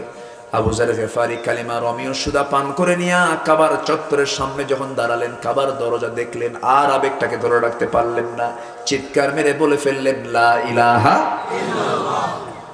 যখন এই চিৎকার মেরে বলেছেন, ভীমরুলের চাকি ঢিল মারলে যেমন ভীমরুল গুলো এসে মাথায় হুল ফুটায় দেয়, সব একসঙ্গে সে জেগে ধরে। সঙ্গে সঙ্গে সমস্ত কুরাইশ উচ্ছৃঙ্খল যুবকরা আবু যরকে চতুর্দিক থেকে ঘেরাও করে ফেললো। যে যেমন করে পারতেছে মারতেছে, লাথি চড় থাপ্পড় মেরে মেরে জমিনে ফেলে দিয়েছে, রক্তাক্ত করে ফেলে যখন জমিনে তাকে আহত করে রেখেছে। আবু জেহেল পরে সংবাদ পায়, নিজে সে চলে আসছে। সে বলছে, কোন যুবককে তোমরা মারো দেখি তো। আস্তে করে টেনে তুলে বলছে, তোর বাড়ি কোথায় রে বল, আমি গেফার গোত্রের মানুষ। এবার আবু জেহেল বলে, খবরদার আর মারতে যাস না, মরে গেলে কিন্তু ব্যবসা বন্ধ হবে, ওই দিক দিয়ে ব্যবসা করা লাগে। দেখছেন, বুদ্ধি কিন্তু ঠিকই আছে। বুদ্ধি আছে না? নাই নেতা গরম হোক, কিন্তু তাল ঠিক আছে। মারা যাবে না কোন মতো। হাইয়ান মাজরুহান, জখম হয়ে সেখান থেকে চলে গেলেন। গেফার গোত্রে গিয়ে কালিমার দাওয়াত দিলেন।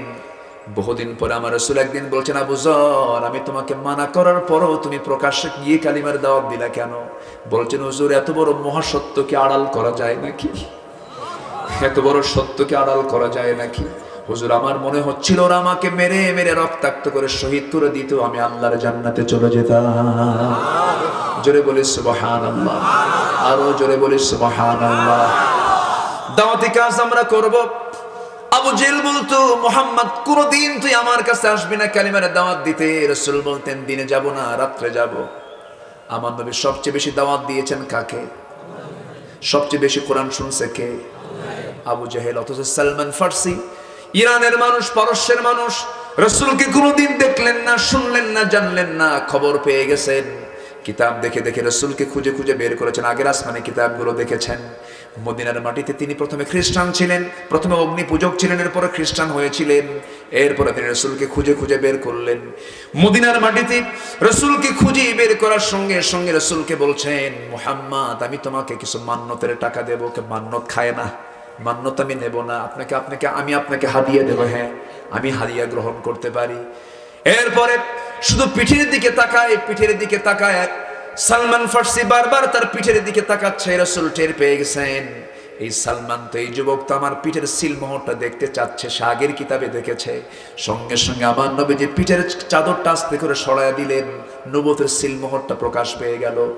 সঙ্গে সঙ্গে লাফ মেরে এসে নবুয়তের সিলমোহরের চুমু খেয়ে সালমান বলছেন, মহাসত্যের সন্ধান পেয়েছে, আপনি আমাকে পড়িয়ে দেন লা ইলাহা ইল্লাল্লাহু মুহাম্মাদুর রাসূলুল্লাহ। হেদায়েতের মালিক কে? আসতে বলবেন না কে? আল্লাহ তাআলা। আমার নবীজি দাওয়াতি কাজ বন্ধ রাখেন নাই, দাওয়াতি কাজ রেগুলার চালিয়েছেন। প্রকাশ্যে নাই, গোপনে দাওয়াত দিয়েছেন, পাহাড়ের গুহায় গুহায় দাওয়াত দিয়েছেন। এরপরে যখন মক্কায় টোটালি বন্ধ হয়ে গেল, যাকে পাই তাকেই মারে। কোন একদিন মক্কার ঘটনা সিরাত গ্রন্থে এসেছে। আবু বকর সিদ্দিক রাদিয়াল্লাহু তাআলা আনহু নামাজ পড়ার জন্য কাবার চত্বরে দাঁড়িয়েছেন। উতবা, শাইবা, মুগীরা সব মিলে আবু বকরকে ঘেরাও করে নিচে ফেলে দিয়া নাকের উপরে খড়ম জুতা দিয়ে চাপা দিয়েছে। কাঠের জুতা দিয়ে চাপা দেওয়ার কারণে নাকটা দিয়ে ফিঙ্কি দিয়ে রক্তবার বের হওয়া শুরু হয়ে গেছে। নাকটা বোচা হয়ে গেছে, চেহারা বিকৃত হয়ে গেছে। সেন্সলেস হয়ে জমিনে পড়ে আছেন। ভাবছে ওরা মরে গেছে আবু বকর। কিছুক্ষণ পর সেন্সটা ফিরেছে, নিজের বাড়ির দিকে না যায় ভাবতেছে মক্কার হাওয়া তো ভালো না, রসুল মনে হয় রসুলের বাড়িতে তারা আক্রমণ করছে। সোজা নবীর বাড়ির দিকে চলে গেছে। দরজায় নক করছেন, হুজুর আপনি কোথায়? এই তো আমি এই জায়গায়। দরজা খুলেই দেখেন আমার রসুল। আবু বকরকে চেনা যায় না।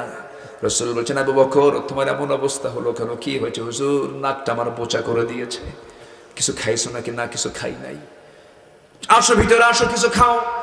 রসুল বলছেন, আসো। না হুজুর, আসা যাবে না, কারণ মক্কার হাওয়া ভালো না, কেমন যেন মনে হচ্ছে। ওরা চোরাগুপ্ত হামলা শুরু করেছে। আপনি এখন মক্কার বাইরে চলেন, আমিও যাব বাইরে।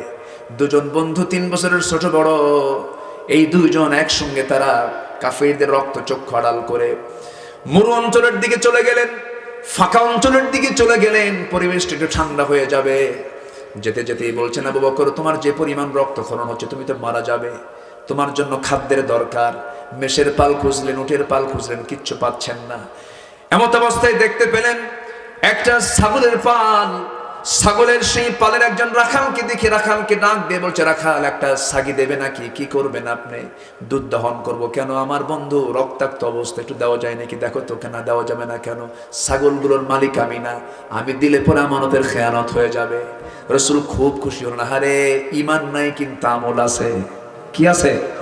কিন্তু শুধু আমল দিয়ে তো কাম হবে না। কি লাগবে? ইমানটা লাগবে। শুধু আমলটা আছে, ইমান নাই, হবে না। লিওনেল মেসি বড় একজন খেলোয়াড়, এবার সে কোটি কোটি টাকা শিক্ষার জন্য খরচ করেছে, এটা তার আমল, কিন্তু ইমান নাই। রোনালদো বড় একজন খেলোয়াড়, সে সিরিয়া তুরস্কের জন্য কোটি কোটি টাকা দান করেছে, তার আমল আছে কিন্তু ইমান নাই, কাম হবে। বিল গেটস গোটা পৃথিবীর বিশাল ধনীদের তালিকায় একজন, সমস্ত সম্পত্তির সে একটা বিশাল অংশ রেড ক্রসকে দান করেছে, জনসেবার জন্য দান করেছে। এটা আমল আছে কিন্তু ইমান নাই। এই জন্য আমল লাগবে, ইমানও লাগবে। কি হলো এবার? আমার নবীজি তাকে টার্গেট করলেন, আহারে আমলটা আছে কিন্তু ইমানটা নাই। এবার বলছেন, ও রাখাল একটা সাগি দেবে নাকি? হ্যাঁ সাগি দেব। কোন সাগি? এমন একটা সাগি আমাকে দেবে যে সাগিটার ওলানে কোনোদিন দুধ আসে নাই, পেটে কোনোদিন বাচ্চা আসে নাই, ছোট্ট একটা সাগি আমার দিলেই হবে। তাহলে তো তোমার আমানতের খেয়ানত হবে না। রাখাল মনে মনে চিন্তা করে, মানুষ নাকি, পাগল নাকি এটা? ছোট্ট সাগি দিয়ে আর কি করবি? একটা সাগি ধরে নিয়ে এসে বলছে, নেন। ছোট্ট একটা সাগি আমার নবীজি হাতের মধ্যে নিলেন। সকল পয়গম্বরকে মুজিজা কে দিয়েছেন? আল্লাহ দিয়েছেন। আমার নবীজি ছোট্ট সাগি কোলের মধ্যে উঠায় নিলেন। সাগিটার পিছনের দিকের 2 পার মাঝখান বরাবর ওলানে হাত দিলেন। হাত দেওয়ার সঙ্গে সঙ্গে গোটা ওলানটা দুধে ভরপুর হয়ে গেছে। এবার বলছেন, রাখাল একটা বাটি দেওয়া যায় নাকি? কাদাহ কাদহুন, পেয়ালা দেওয়া যায় নাকি? হ্যাঁ দেওয়া যাবে। একটা বাটি নিলেন, দুধ দহন করলেন, বাটি পূর্ণ হলো। রাসূল মুস্কি হাসি মারলেন, আবু বকর মুস্কি হাসি দিচ্ছেন। রাসূল বলছেন, সকালবেলা রক্ত ঝরেছ, এখন তুমি রহমতের দুধ পান করো। সাইয়েদনা আবু বকর বাটিটা হাতের মধ্যে নিলেন, বিসমিল্লাহ বলে সেবন করলেন। এত দুধ তিনি জীবনে খান নাই, কি তৃপ্তি পাচ্ছেন। খাওয়া দাওয়া শেষ করে তিনি দুধগুলো পান করা শেষ করে বলছেন, হুজুর পান তো করলাম যথেষ্ট দুধ, পেটের চামড়া টাইট হলো, কিন্তু দুধ তো ফোরে না, দুধ তো কমে না। রাসূল বলছেন, তুমি ফুরাতে পারবে না, তোমার এই বাটিটা তুমি রাখালের হাতে দিয়ে দাও। রাখালকে বলল, রাখাল তুমিও খাও। রাখাল তো বিসমিল্লাহ বোঝে না, রাসূল বিসমিল্লাহ বলে দিলেন, সে খেতে লাগলো। দুধ কমে না। রাসূল বলেন, আরো কিছু বান্দা এই জায়গায় থাকলে, পর আদম সন্তান থাকলে তারও দুধ ফুরাতে পারবে না, কারণ যতক্ষণ আমি আমার ঠোঁটটা এই বাটিতে না লাগাবো। জোরে বলে সুবহানাল্লাহ। আমার নবীজি বাটিতে ঠোঁট লাগাবেন, লাগালেন, খেয়ে নিলেন। বাটি ফাঁকা হয়ে গেল, দুধ শূন্য হয়ে গেল। আমার নবীজি সারা জীবন আগে কখনো খেতেন না, আগে খাওয়াতেন, এটা তার সুন্নাত ছিল। নবীজির সারা জীবনের সুন্নাত হলো আগে খাওয়ান, আগে খাওয়ানো। একজন আদর্শ নেতার বৈশিষ্ট্য হবে আগে খাওয়া না খাওয়ানো।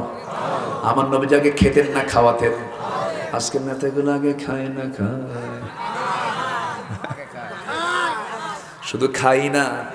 বিগত কয়েক বছরে 14 থেকে 16 লক্ষ কোটি টাকা দেশ থেকে পাচার করলো কোন ফেরেশতারা? আমার বন্ধুগণ, আমার নবীজি আগে খেলেন না, আগে খাওয়াতেন। এমনকি বাড়ির বউ পর্যন্ত আগে কখনো, আমার নবীর বউ পর্যন্ত আগে রাসূলকে খাওয়াতে পারেন নাই। আম্মা জান আয়েশা বলেন, নবীর জন্য আমি এক গ্লাস ভরে দুধ নিয়ে যেতাম, রাসূল বলতেন, আয়েশা আমি আগে খাবো না, তুমি আগে খাও। সুবহানাল্লাহ বলবেন না? তুমি আগে পান করবা, এরপর আমি পান করব। আমি জোর করে রাসূলকে দিলেও রাসূল আমার দিকে ঠেলে দিতেন। আমি যখন দুধটা মুখে নিতাম, রাসূল ঘাটটা একটু বাঁকা করে দেখতেন আমি ঠোঁটটা কোন জায়গায় লাগাই। সুবহানাল্লাহ বলবেন না? ঠোঁটটা কোন জায়গায় লাগাই। রাসূল দেখতেন আমার ঠোঁট কোন জায়গায় লাগিয়ে আমি দুধ পান করছি। যখন একটু দুধ রেখে দিতাম, রাসূল বলতেন, এবার তুমি আমাকে দাও।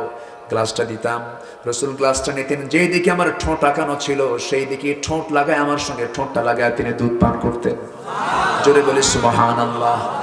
ভালোবাসা হলো স্বামী স্ত্রীর মধ্যে ঘরে, আর সেই ভালোবাসা আজকে ঘরে নাই, সেই ভালোবাসা আজকে চলে গেছে বটতলা, গাছতলা। ঠিক কি না?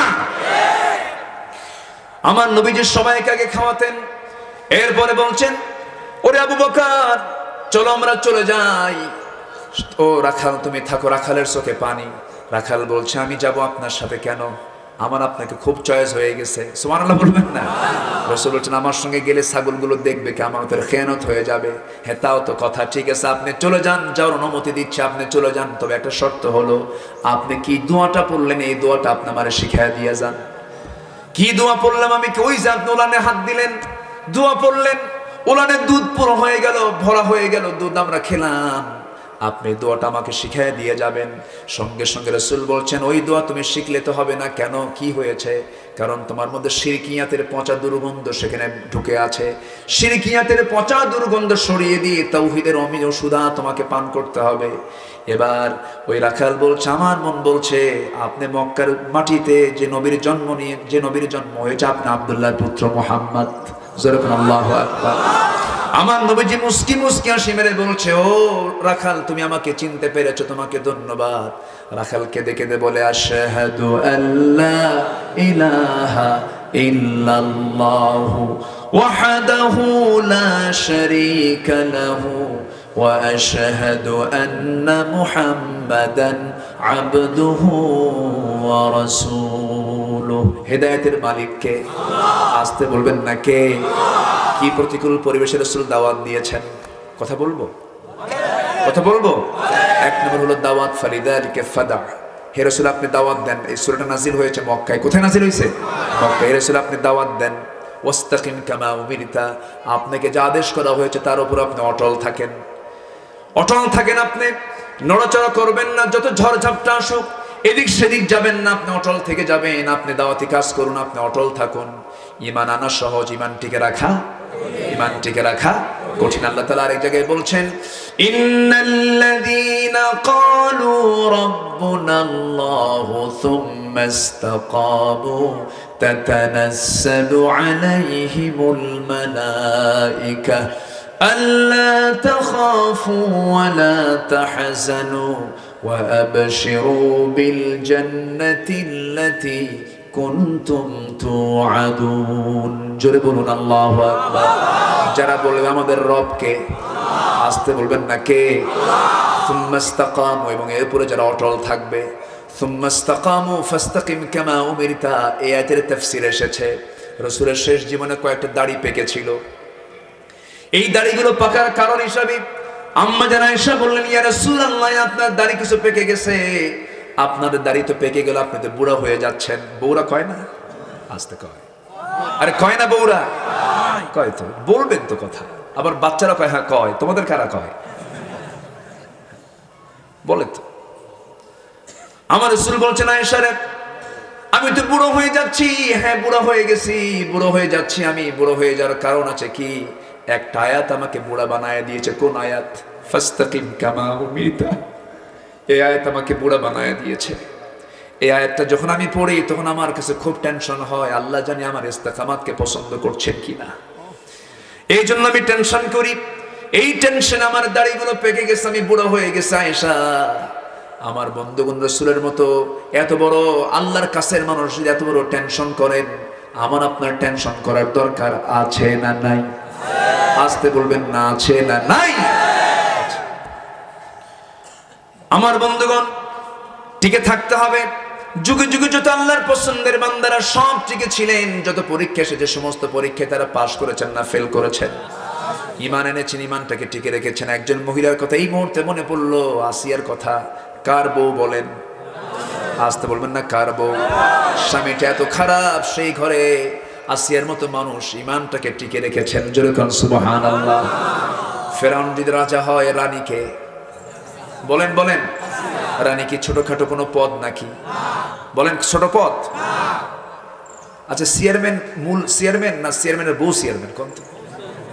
বলেন, ভালো কেন বলেন? যত বড় হুজুর হোক না কেন, বউয়ের কাছে হুজুরগিরি খাটে না। আপনি পীর কেবলা হয়ে বসে আছেন, হুজুর হয়ে বসে আছেন, বউয়ের কাছে গেছেন তো শোনো, তুমি কত বড় হুজুর আমার জানা আছে, এখানে বসো। কি কথা বুঝতেছেন কি? ফেরাউনের রানী আসিয়া ইসলাম কবুল করেছেন। ফেরাউন বলছে, আসিয়া এটা একটা কাজ করলে, তুমি এত বড় বেঈমানি করলে। দেখেন, বেঈমান বেঈমানের কথা কয়। আসিয়া বলতেছেন, না আমি তো ভুল করিনি, আমি তো ঠিক করেছি। আমি ভুল ছিলাম, ঠিক করছি। আমি আমার রবকে খুঁজে পেয়েছি।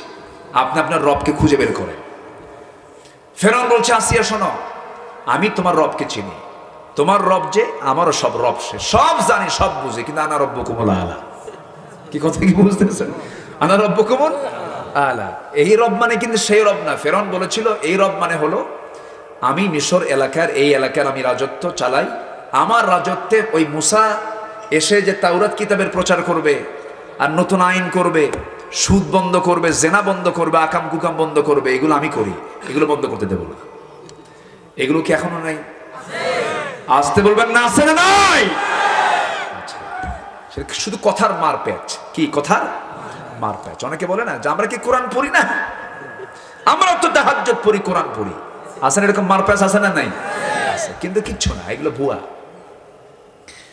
ওই লোকের মতো এক লোক গেছে মসজিদে নামাজ পড়তে, এক কানা অন্ধ মানুষ, কানা মানুষ মসজিদে গেছে নামাজ পড়তে। ইমাম সাহেব নামাজ শুরু করবে, তার আগে আজান হয় নাই। কথা বলতে বলতে কানার সাথে ইমামের লাগছে গন্ডগোল, চরম বাক বিতণ্ডা। নামাজ শুরু হয়ে গেছে, আজান শেষ, ইমাম সাহেব আর কাজ পায় না। ওই সময়ের সন্ধ্যাবেলায় নামাজে সূরা ফাতিহার পরে এমন একটা আয়াত বলছে যে আয়াতের অংশ হলো ওয়া কানা মিনাল কাফিরিন। কানা চিন্তা করতেছে, কিছুক্ষণ আগে গন্ডগোল হলো, নামাজের মধ্যে ফতোয়া জারি হলো, আমি কানা কাফের। কি কথা কি বুঝতেছেন? প্রচন্ড রেগে গোসায় ফেটে পড়ে চলে গেছে বাড়িতে। পরের দিন আবার নামাজে আসছে। এখন এইদিকে যিনি ইমাম, তার আবার একটা পা হলো খাটো, ন্যাংরা সাইজের। তো মাগরিবের রক্ত, নামাজ শুরু হয়ে গেছে। ইমামদের আবার পছন্দের কিছু সূরা থাকে, তো যে সূরা আগে সন্ধ্যায় পড়ছে, পরের সন্ধ্যায় সেই সূরাই পড়তেছে। যখন বলছে ওয়া কানা মিনাল কাফিরিন, পিছন থেকে এখন কানা লোকমা দিচ্ছে ওয়া ল্যাংরানা মিনাল ফাসিকিন। কি কথা কি বুঝতেছেন? আমি কানা যদি কাফের হই, তুই ন্যাংরা হলি ফাসিক। যারা বলে আমরা কি কোরআন পড়ি না, আমরা কি কোরআন বুঝি না, তারা কোরআন বোঝে কিন্তু ওই কানার মতো, ঠিক কিনা? নষ্টা ভ্রষ্টা চরিত্রহীনা তাদেরকে সেলিব্রিটি বানিয়ে, যাদের আগে পেটে বাচ্চা আসে, এরপরে গায়ে হলুদ হয়, এরপরে বিয়ে হয়, বোঝেন না? এদেরকে মেহেদি রাঙ্গানো হাত নিয়ে কোর্টে হাজির করে। মেহেদি রাঙ্গানো হাত নিয়ে তারা কোর্টের বারান্দায় যায়। 30 পারা কোরআন যাদের সিনার ভিতরে থাকে, কোরআনে কারীম যাদের সিনার মধ্যে থাকে, তাদের হাতে শোভা পায় হাত করা। দুঃখজনক, দুঃখজনক। আল্লাহ তুমি সবাইকে বোঝার তৌফিক দাও। জমিনে গজব আসে না? গজব আসে না? তুরস্ক, সিরিয়া কত কি হয়ে গেল না? জমিন তো গোটা জমিন তো একটাই জমিন। জমিনে যখন গজব আসবে তখন ভাবতে হবে গজবের অন্যতম একটি কারণ সমাজের যারা আল্লাহর পছন্দের বান্দা, আল্লাহর ওলি যারা, আলেম ওলামা যারা, এদের উপর যখন অত্যাচার বাড়বে তখন গজব বেশি করে নাযিল হবে। এটা মাথায় রাখতে হবে। আল্লাহ তুমি সবাইকে বোঝার তৌফিক দাও। ঘড়ি তো শুধু ঘুরতেছে, কি করি কম? আজানের সময় তো হয়ে গেছে অনেক আগে। আমি শেষ করে দিই, আলোচনা চলুক, হুজুর মরুক, হুজুরও বাসুক। বলি আলহামদুলিল্লাহ। জি আলহামদুলিল্লাহ। সবাই কি নামাজ পড়বো 5 ওয়াক্ত? একটু হাত তুলে দেখেন দেখি, জোরে বলি ইয়া আল্লাহ, ইয়া রহমান, ইয়া রহিম। আমাদেরকে 5 ওয়াক্ত সালাত আদায় করার তৌফিক তুমি আল্লাহ দিয়া দাও। জোরে বলি আমিন, আরো জোরে আমিন। হাত নামান। বাড়িতে মা বোন আছে না নাই? পর্দা করা কি? আরো জোরে, আরো জোরে। পর্দার দিকে খেয়াল করবো আমরা। জোরে বলি ইনশাআল্লাহ। একটা লোক উঠবেন না, বসেন, একটু বসেন। আমি আয়াতের শুধু সঠিক অনুবাদটা, সরল অনুবাদটা আমি শেষ করে দিচ্ছি। নাম্বার 3 হলো ওয়ালা তাত্তাবিউ আহওয়াআহুম। প্রবৃত্তির অনুসরণ করো না, মন যা চায় তা করো না। ইমানদার মন যা চায় তার উল্টা করে। মন যা চায় কি করে? উল্টা করে। আচ্ছা, এরপরে নাম্বার 4 হলো আল্লাহ যে কিতাব নাজিল করেছেন সেই কিতাবের প্রতি বিশ্বাস আনো। বসেন, আমরা একসঙ্গে দোয়া করবো। এই যে বসেন, বসেন। আচ্ছা, একটু বসেন, বাইরে একটু বসেন। না, আমি এটা করবো না, থামে না। এরপরে হলো নাম্বার 5 হলো ও উমিরতু লিআদিলা বাইনাকুম। কি? সঠিক বিচার। সঠিক কি? সঠিক বিচার। রাসূল আপনি সঠিক বিচার করবেন। নাম্বার 5। নাম্বার 6 হলো নিজেদের মাঝে কোনো ভাঙ্গন সৃষ্টি করা যাবে না। আমরা কি ভাঙ্গন সৃষ্টি করব না ভ্রাতৃত্ব সৃষ্টি করব? আমাদের উদ্দেশ্য কি হবে? নামাজ কি শিখায়? গন্ডগোল শিখায় না ভ্রাতৃত্ব শিখায়? নামাজে আমরা ভিন্ন হয়ে দাঁড়াই না কাতারে কাতারে দাঁড়াই? এর মানে কি কেসাল করা, মারামারি করা, ফালাফালি করা, হুড়হুড়ি করা? মসজিদে কোনো গন্ডগোল হয়? নামাজ যখন শুরু হয় তখন কোনো প্যাঁচ লাগে? ইমাম নিয়ে কোনো গন্ডগোল হয়? কোনো ঝামেলা নেই। নামাজে দাঁড়ায় গেছে, পিছনে যত বড় পাওয়ারফুল হোক না কেন নামাজ পড়ছে। ইমাম রুকুতে গেছে, মুসল্লির কি ক্ষমতা আছে সেজদায় যাওয়া? কি সুন্দর তার চেইন অফ কমান্ড নামাজ থেকে শিখতেছে। নামাজ থেকেই নেতৃত্ব তৈরি হবে, ঠিক কিনা? বেনামাজি নেতৃত্ব যেখানে সেখানে রহমত থাকে না। বেনামাজি নেতৃত্ব যেখানে সেখানে নেতৃত্ব থাকে না, নষ্ট হয়ে যায়। একটা প্রশ্ন করি, আমার দেশে কর্মী বেশি না নেতা বেশি? কেন নেতা বেশি, কর্মী নাই? সব নেতা। আমার দেশে মুরিদ বেশি না পীর বেশি? পীরই বেশি এখন, সব পীর। আমার দেশে সব নেতা, কেউ বলে না যে আমি একজন ওয়ার্কার, আমি একজন কর্মী। সবাই I M a leader, I M a leader. এখন লিডার তো আর সামনে বসবে না, সব লিডার এখন মঞ্চে থাকবে। মঞ্চ কে ঠিক থাকে? মঞ্চ ঠিক থাকে না, তো মঞ্চ তো ভেঙ্গেই যায়। তার বিষয়টা হলো আমরা নেতৃত্ব তৈরি করব নামাজ থেকে। জোরে বলি ইনশাআল্লাহ, জোরে বলি ইনশাআল্লাহ। যে নেতার নামাজ আছে সে নেতার পিছনে আমরা আছি, যে নেতার নামাজ নেই সে নেতার পিছনে আমরা। আল্লাহ কবুল করুন, আল্লাহ কবুল করুন, আল্লাহ কবুল করুন। আসুন, আমি আর সময় বাড়াবো না। আজান হয়ে গেছে আরো 10 মিনিট আগে। আমরা থামেন, আমরা সব দিকে খেয়াল করব। এমনও হয় দিনের বেলা মাহফিলে আজান হয়ে গেছে, এদিক সেদিক, মাহফিল শেষে কি হুজুর আনছো, আজান হয়ে গেছে, ওয়াজ চলতেছে। কি কথা বুঝতেছেন কি আপনারা? এরকম ধরনের লোকও কিন্তু আছে, আছে না নাই? আচ্ছা, যতটুকু হয়েছে আমরা বলে ফেলি আলহামদুলিল্লাহ। আমি চেষ্টা করেছি যতটুকু বলার, আল্লাহ যেন আমাদের আমলে নিয়ে আসার তৌফিক দান করেন। আমি কর্তৃপক্ষ কোথায়, আমার মাসুম ভাই কোথায় যে আছেন? আলহামদুলিল্লাহ। আমি ওনাকে বলেছি যে আমি এই সময় উঠবো, এই সময়টা আমরা শেষের দিকে যাব। এরপর যারা এসেছেন আমরা যেন নিরাপদে যেন বাড়ি পর্যন্ত ফিরতে পারি, আল্লাহ কবুল করুন। জোরে বলি আল্লাহুম্মা আমিন। সবার বাড়িতে মা বোন আছে না? পর্দার বিষয়টা হলো 14 জন পুরুষ ছাড়া সকল পুরুষের সঙ্গে পর্দা করতে হবে, মেয়েদের শিখায় দিবেন। পুরুষদের জন্য 14 জন নারী ছাড়া সকল নারীর সঙ্গে পর্দা করতে হবে, হুকুম দিয়েছেন কে? হুররিমাত আলাইকুম উম্মাহাতুকুম ওয়া বানাতুকুম। এই আয়াতের অনুকূলে আমরা আমাদের জীবনটাকে সাজাবো। জোরে বলি ইনশাআল্লাহ। যে যেখানে আছেন সবাই বসুন, নামাজের মতো করে বসুন, নামাজের মতো করে বসুন। আমরা চাইবো কার কাছে? মাহফিলটার জন্য আপনারা অনেকে দান করেছেন, অনেকে দান করেছেন না? অনেকে দান করার পরে এসেছেন না? অনেকে দান। إن الحمد لله الأكرم الذي خلق الإنسان وكرم وعلمه من البيان ما لم يعلم فسبحان الذي لا يحصى امتنانه باللسان ولا بالقلم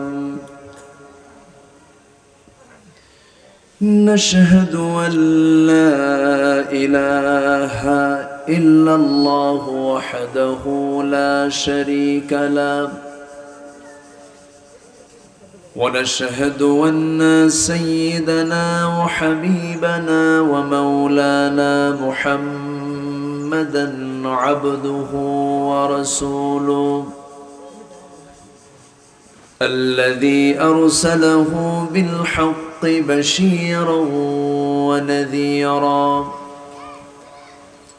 وداعيا إلى الله بإذنه وسراجا منيرا فقد قال الله تعالى في كلامه المجيد وفرقانه الحميد أعوذ بالله من الشيطان الرجيم بسم الله الرحمن الرحيم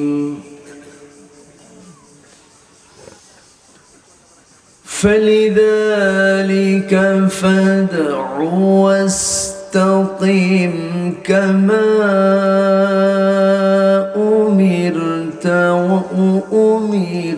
فاستقم كما أمرت ولا تتبع أهواءهم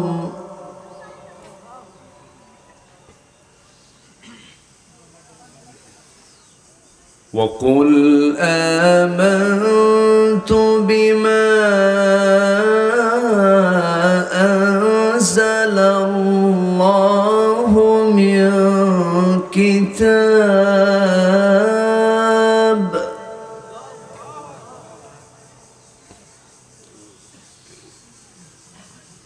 وأمرت لأعدل بينكم الله ربنا وربكم لنا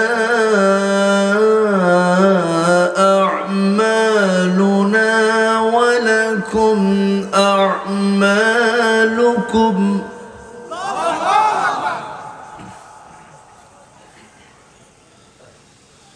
لا حجة بيننا وبينكم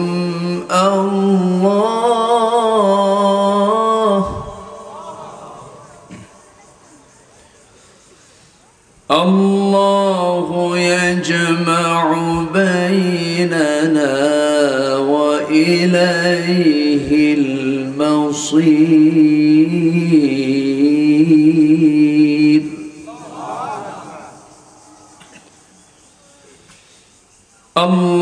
أكبر بسم الله الرحمن الرحيم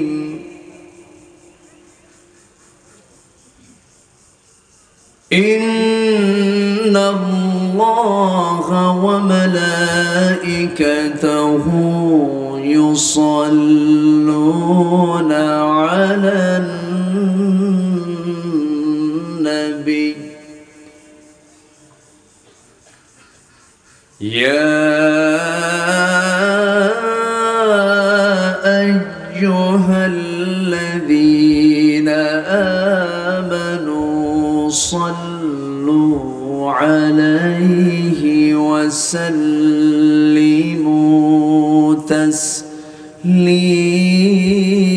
تسليما اللهم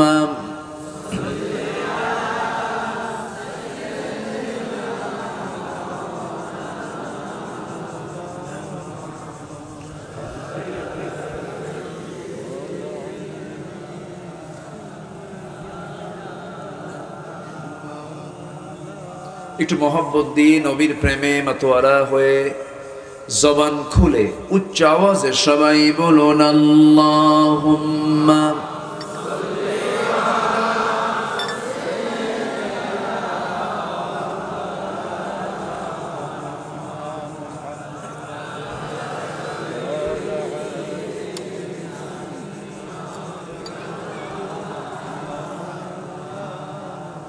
তায়েফের কথা ভেবে কাঁদে শুধু দুনয়ন এমন দরদি পেতে কাঁদে মন অনুক্ষণ কাঁদে মন অনুক্ষণ ওহদে দাঁত হারাম আহমদ যখন লৌহ মাখা কিয়ামতে উঠবে তখন জিহাদ না করে কিভাবে দেখাবে তুমি চাঁদ চেহারা রূপে ওয়াতুল আল্লাহুম্মা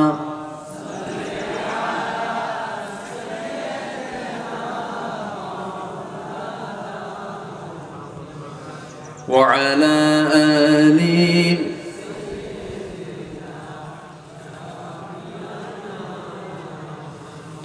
সবাই বলুন বালাগাল উলা বিকামালিহি কাশাফাত তুজা বিজামালিহি حسنت جميع خصاله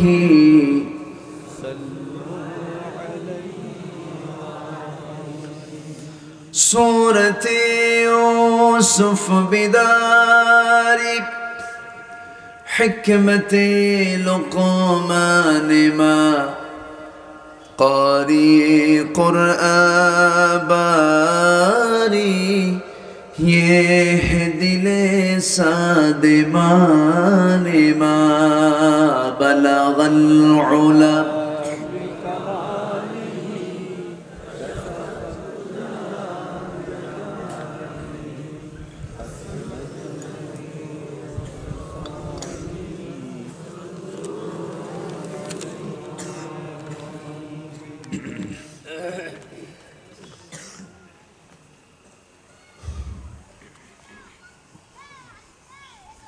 প্রাকৃতিক সৌন্দর্যের অপরূপ লীলাভূমি রূপসা নদীর তীরবর্তী অঞ্চল খুলনা জেলার রূপসা উপজেলার নৈহাটি দক্ষিণ পাড়া জামে মসজিদ মাদ্রাসা মাহফিল ইন্তেজামি কমিটি কর্তৃক আয়োজিত দিনের বেলা অনুষ্ঠিত আজকের এই মহৎ আয়োজনের ৭৭তম মহতি মাহফিলের সম্মানিত সুযোগ্য সভাপতি জনাব আফসার উদ্দিন, আজকের মাহফিলের সম্মানিত প্রধান অতিথি জনাব আব্দুস সালাম মুর্শিদি মাননীয় সাংসদ, আজকের প্রোগ্রামের বরেণ্য অতিথি মাননীয় চেয়ারম্যান মহোদয়, উপস্থিত হাজরাত উলামায়ে কেরাম, ফদলায়ে ইজাম, সুশীল সমাজ, জাতির শ্রেষ্ঠ সন্তান, শিক্ষক মণ্ডলী,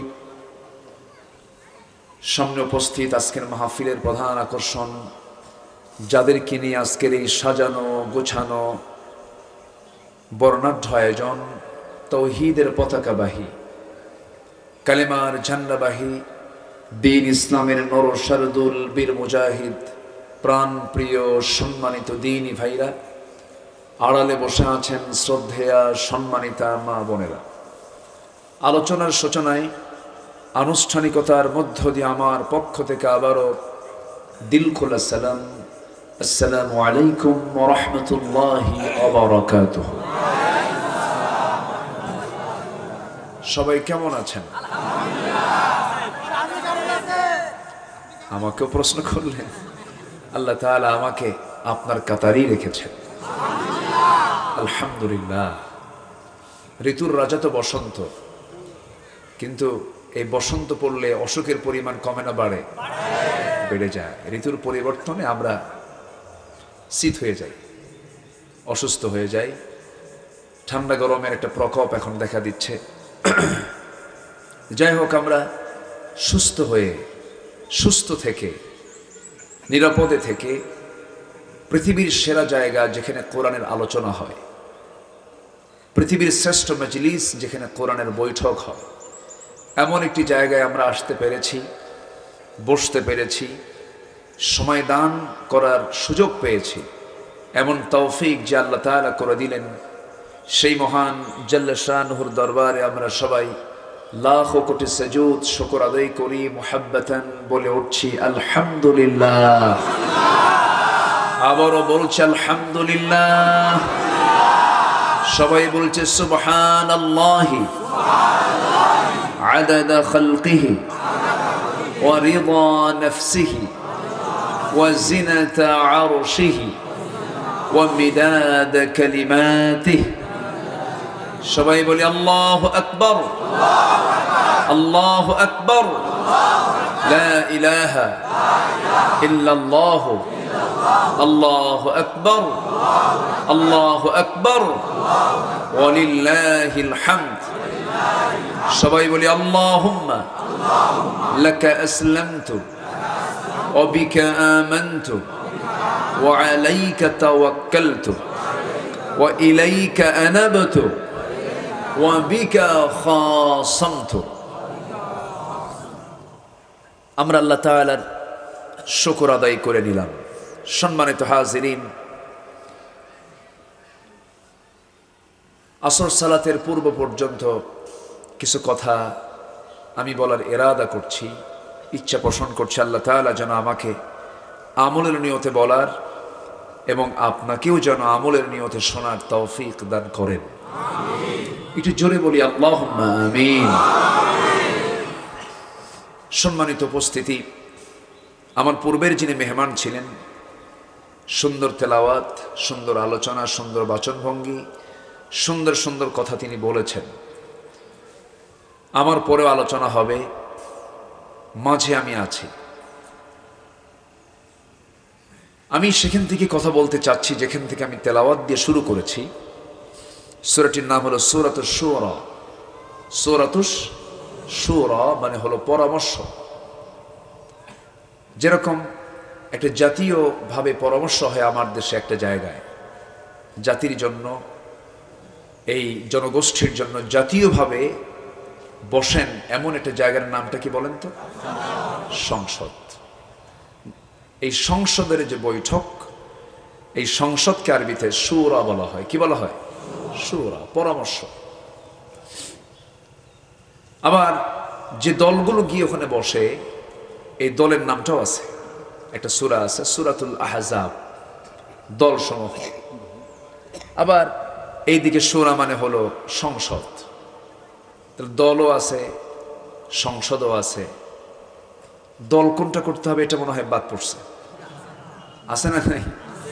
আচ্ছা, সবই আছে, নাই শব্দ বাদ দিয়ে সবই আছে, নাই শব্দ বাদ দিয়ে সব আছে। কিন্তু আমরা কোরআনের কাছে তো ধারণা দিই না, আমরা চালাকি করি। কি চালাকি করি? কোরআনটাকে শুধু আমরা নামাজে রেখে দিয়েছি, কারণ সমাজে রেখে দিলে তো সুদ বন্ধ হয়ে যাবে। মেম্বার মহোদয় কোথায় আছেন? তো হ্যাঁ, উনি আমাকে কিন্তু ওয়াজ বের করে দিয়েছেন। কোরআন যদি সমাজে থাকে তাহলে তো সুদ বন্ধ হয়ে যাবে। এই জন্য কোরআনটাকে আমরা মসজিদের মধ্যে রেখে দিয়ে বলছি, হুজুর আপনি যা বলবেন আরবি বলবেন, আমরা কিছু বুঝবো না। আহাল্লাল্লাহুল বাইআ ওয়া হাররামার রিবা, আল্লাহ তাআলা ব্যবসাকে হালাল করেছেন, সুদকে হারাম করেছেন। এটা আরবি কয় না বাংলা কয়? আরবি আমরা আর বুঝি না, যা বলে বলুক। সম্মানিত হাজিরিন, ইসলামকে আংশিক মানার না, ইসলাম আংশিক মানার নাম নয়। কোরআনটাকে আংশিক মেনে কোনো লাভ হবে না, ইসলামকে আংশিক মেনে কোনো লাভ হবে না। মানলে পুরোপুরি মানতে হবে। আর আংশিক যারা মানবে এরা হচ্ছে আক্ষরিক অর্থে ইমানদার নয়, এরা হচ্ছে প্রকৃত অর্থে এরা হচ্ছে মুনাফিক। এরা কি? মুনাফিক। আর মুনাফিকদের শাস্তি হবে সবচেয়ে কম না সবচেয়ে বেশি? এবং সমাজের সবচেয়ে বেশি ক্ষতি করে কোন শ্রেণী? মুনাফিকেরা। আমার আগের মেহমান তিনি মুনাফিকদের একটা চিত্রায়িত করেছেন। আমি কিন্তু অনেক আগে এখানে এসেছি, শ্রোতা হয়ে বসেছিলাম পাশে যদিও, কিন্তু আমার কানটা এইদিকে লাগানো ছিল যে আমার আগের মেহমান কি কথা বলেন। আমাদের তো শোনাও দরকার, না শুনলে কি বলা যায়? শুনতে হয়, পড়তে হয়, এরপরে বলতে হয়। সম্মানিত হবে ভাইরা, তো আমি যেখান থেকে তেলাওয়াত করেছি আল্লাহ তাআলা সেখানে যার উপরে কোরআন নাজিল হয়েছে তিনি হচ্ছেন মুহাম্মদ সাল্লাল্লাহু আলাইহি ওয়াসাল্লাম। তাকে লক্ষ্য করে বলছেন, হে রাসূল আপনি 6টা কাজ করুন। কয়টা কাজ? 6টা কাজ করুন। 6টা ব্যাপারে আল্লাহ তাআলা তাকে নির্দেশনা দিয়েছেন এবং এক বচন শব্দ প্রয়োগ করেছেন, ওয়াহিদ শব্দ প্রয়োগ করেছেন, এক বচন। ফালিযালিকা ফাদা, আপনি দাওয়াত দিন, আপনি। এখানে এক বচন না বহু বচন? এক বচন। রাসূলকে লক্ষ্য করে আল্লাহ তাআলা এই কথাগুলো বলেছেন, যেটা আমাদের জন্য অবশ্যই পালনীয়। তো আসুন আমরা মূল আলোচনার দিকে ধীরে ধীরে চলে যাচ্ছি। যার উপরে কোরআনটা নাজিল হলো তিনি বিশ্বের সাধারণ কোনো মানুষ নন, তিনি আমাদের মতোই 2 চোখওয়ালা মানুষ, 2 হাতওয়ালা মানুষ, 2 পাওয়ালা মানুষ। আমাদের মতোই তিনি কাঁদতেন, হাসতেন, শোক, আনন্দ, দুঃখ, বেদনা সব কিছুই ছিল। কিন্তু মানুষের মধ্যেও তিনি সাধারণ কোনো মানুষ নন, তিনি হচ্ছেন মহামানব মুহাম্মদ সাল্লাল্লাহু আলাইহি ওয়াসাল্লাম। সব পাথরে কি এক সমান? পাথরের মধ্যে কিছু দামি পাথর আছে না নাই? আছে। আল্লাহ তাআলা আমার রাসূলকে বিশাল দাম দিয়েছেন, বিশাল সম্মান দিয়েছেন। এই সূরার শুরুতেই আল্লাহ তাআলা রাসূলকে নিয়ে, আল্লাহ তাআলা তার সৃষ্টি নিয়ে, তার মধ্যে আমাদের মধ্যে তফাৎ কি তা নিয়েও তিনি সেখানে কিছু কথা বলেছেন। সময় যতটুকু আছে আমরা যদি আমল করতে পারি, আমলের নিয়তে যদি শুনতে পারি, আমাদের জন্য পর্যাপ্ত সময় আছে। আমরা শুনবো, আমল করব, জোরে বলি ইনশাআল্লাহ। আমাদের দেশে সেই ছেলে কবে হবে, কথায় না বড় হয়ে কাজে বড় হবে। আমরা তো শুধু বলি, আমরা তো আমল করি না। যদি একটা প্রশ্ন করি, আমার দেশে কোন শ্রেণীর মানুষরা সবচেয়ে বেশি মিথ্যা কথা বলে বলেন তো? কোন শ্রেণীর মানুষের সবচেয়ে বেশি মিথ্যা কথা বলে? আচ্ছা, আমি কিন্তু আমার আস্তে আস্তে, আপনারা বলতেছেন আস্তে আস্তে, আমি শুনতেছি, একটা পর্যালোচনা আমার কানে আসতেছে। তো তাহলে যারা মিথ্যা কথা বলে তাদের হাতে যদি কোনো কিছু আপনি আমানত দেন, তারা কি ঠিক রাখবে? আসতে বলবেন না, ঠিক রাখবে? তাহলে যে কোনো দায়িত্ব দিতে গেলে তার হাতে দিতে হবে যিনি মিথ্যা কথা বলবেন না। ঠিক আছে না? কিন্তু আমরা যাদের হাতে সব দায়িত্ব দিয়ে রেখে দেই, তারা কি আদৌ সত্যবাদী? না মিথ্যাবাদী? আকলমন্দ ইশারা বাসাত, সচেতন ব্যক্তির জন্য ইঙ্গিতটাই যথেষ্ট, বেশি কিছু বলতে হয় না, কিন্তু বুঝে নিতে হয়। এই পৃথিবীতে একজন মানুষ যিনি শাসক ছিলেন, যিনি দেশ চালিয়েছেন, রাজনীতি করেছেন, সব কিছু করেছেন, কিন্তু জীবনে একটা মিথ্যা কথা তার মুখ থেকে কখনো বের হয় নাই। তিনি কে? মুহাম্মদ সাল্লাল্লাহু। তাহলে মিথ্যা না বলে কি সবকিছু করা যায় না? আসতে পারে, করা যায় না? তার মডেল কে? মুহাম্মদ সাল্লাল্লাহু। অনেকে বলে যে এই কাজ করতে গেলে কি আর সত্য কথা বলা যায়? এরকম আছে না?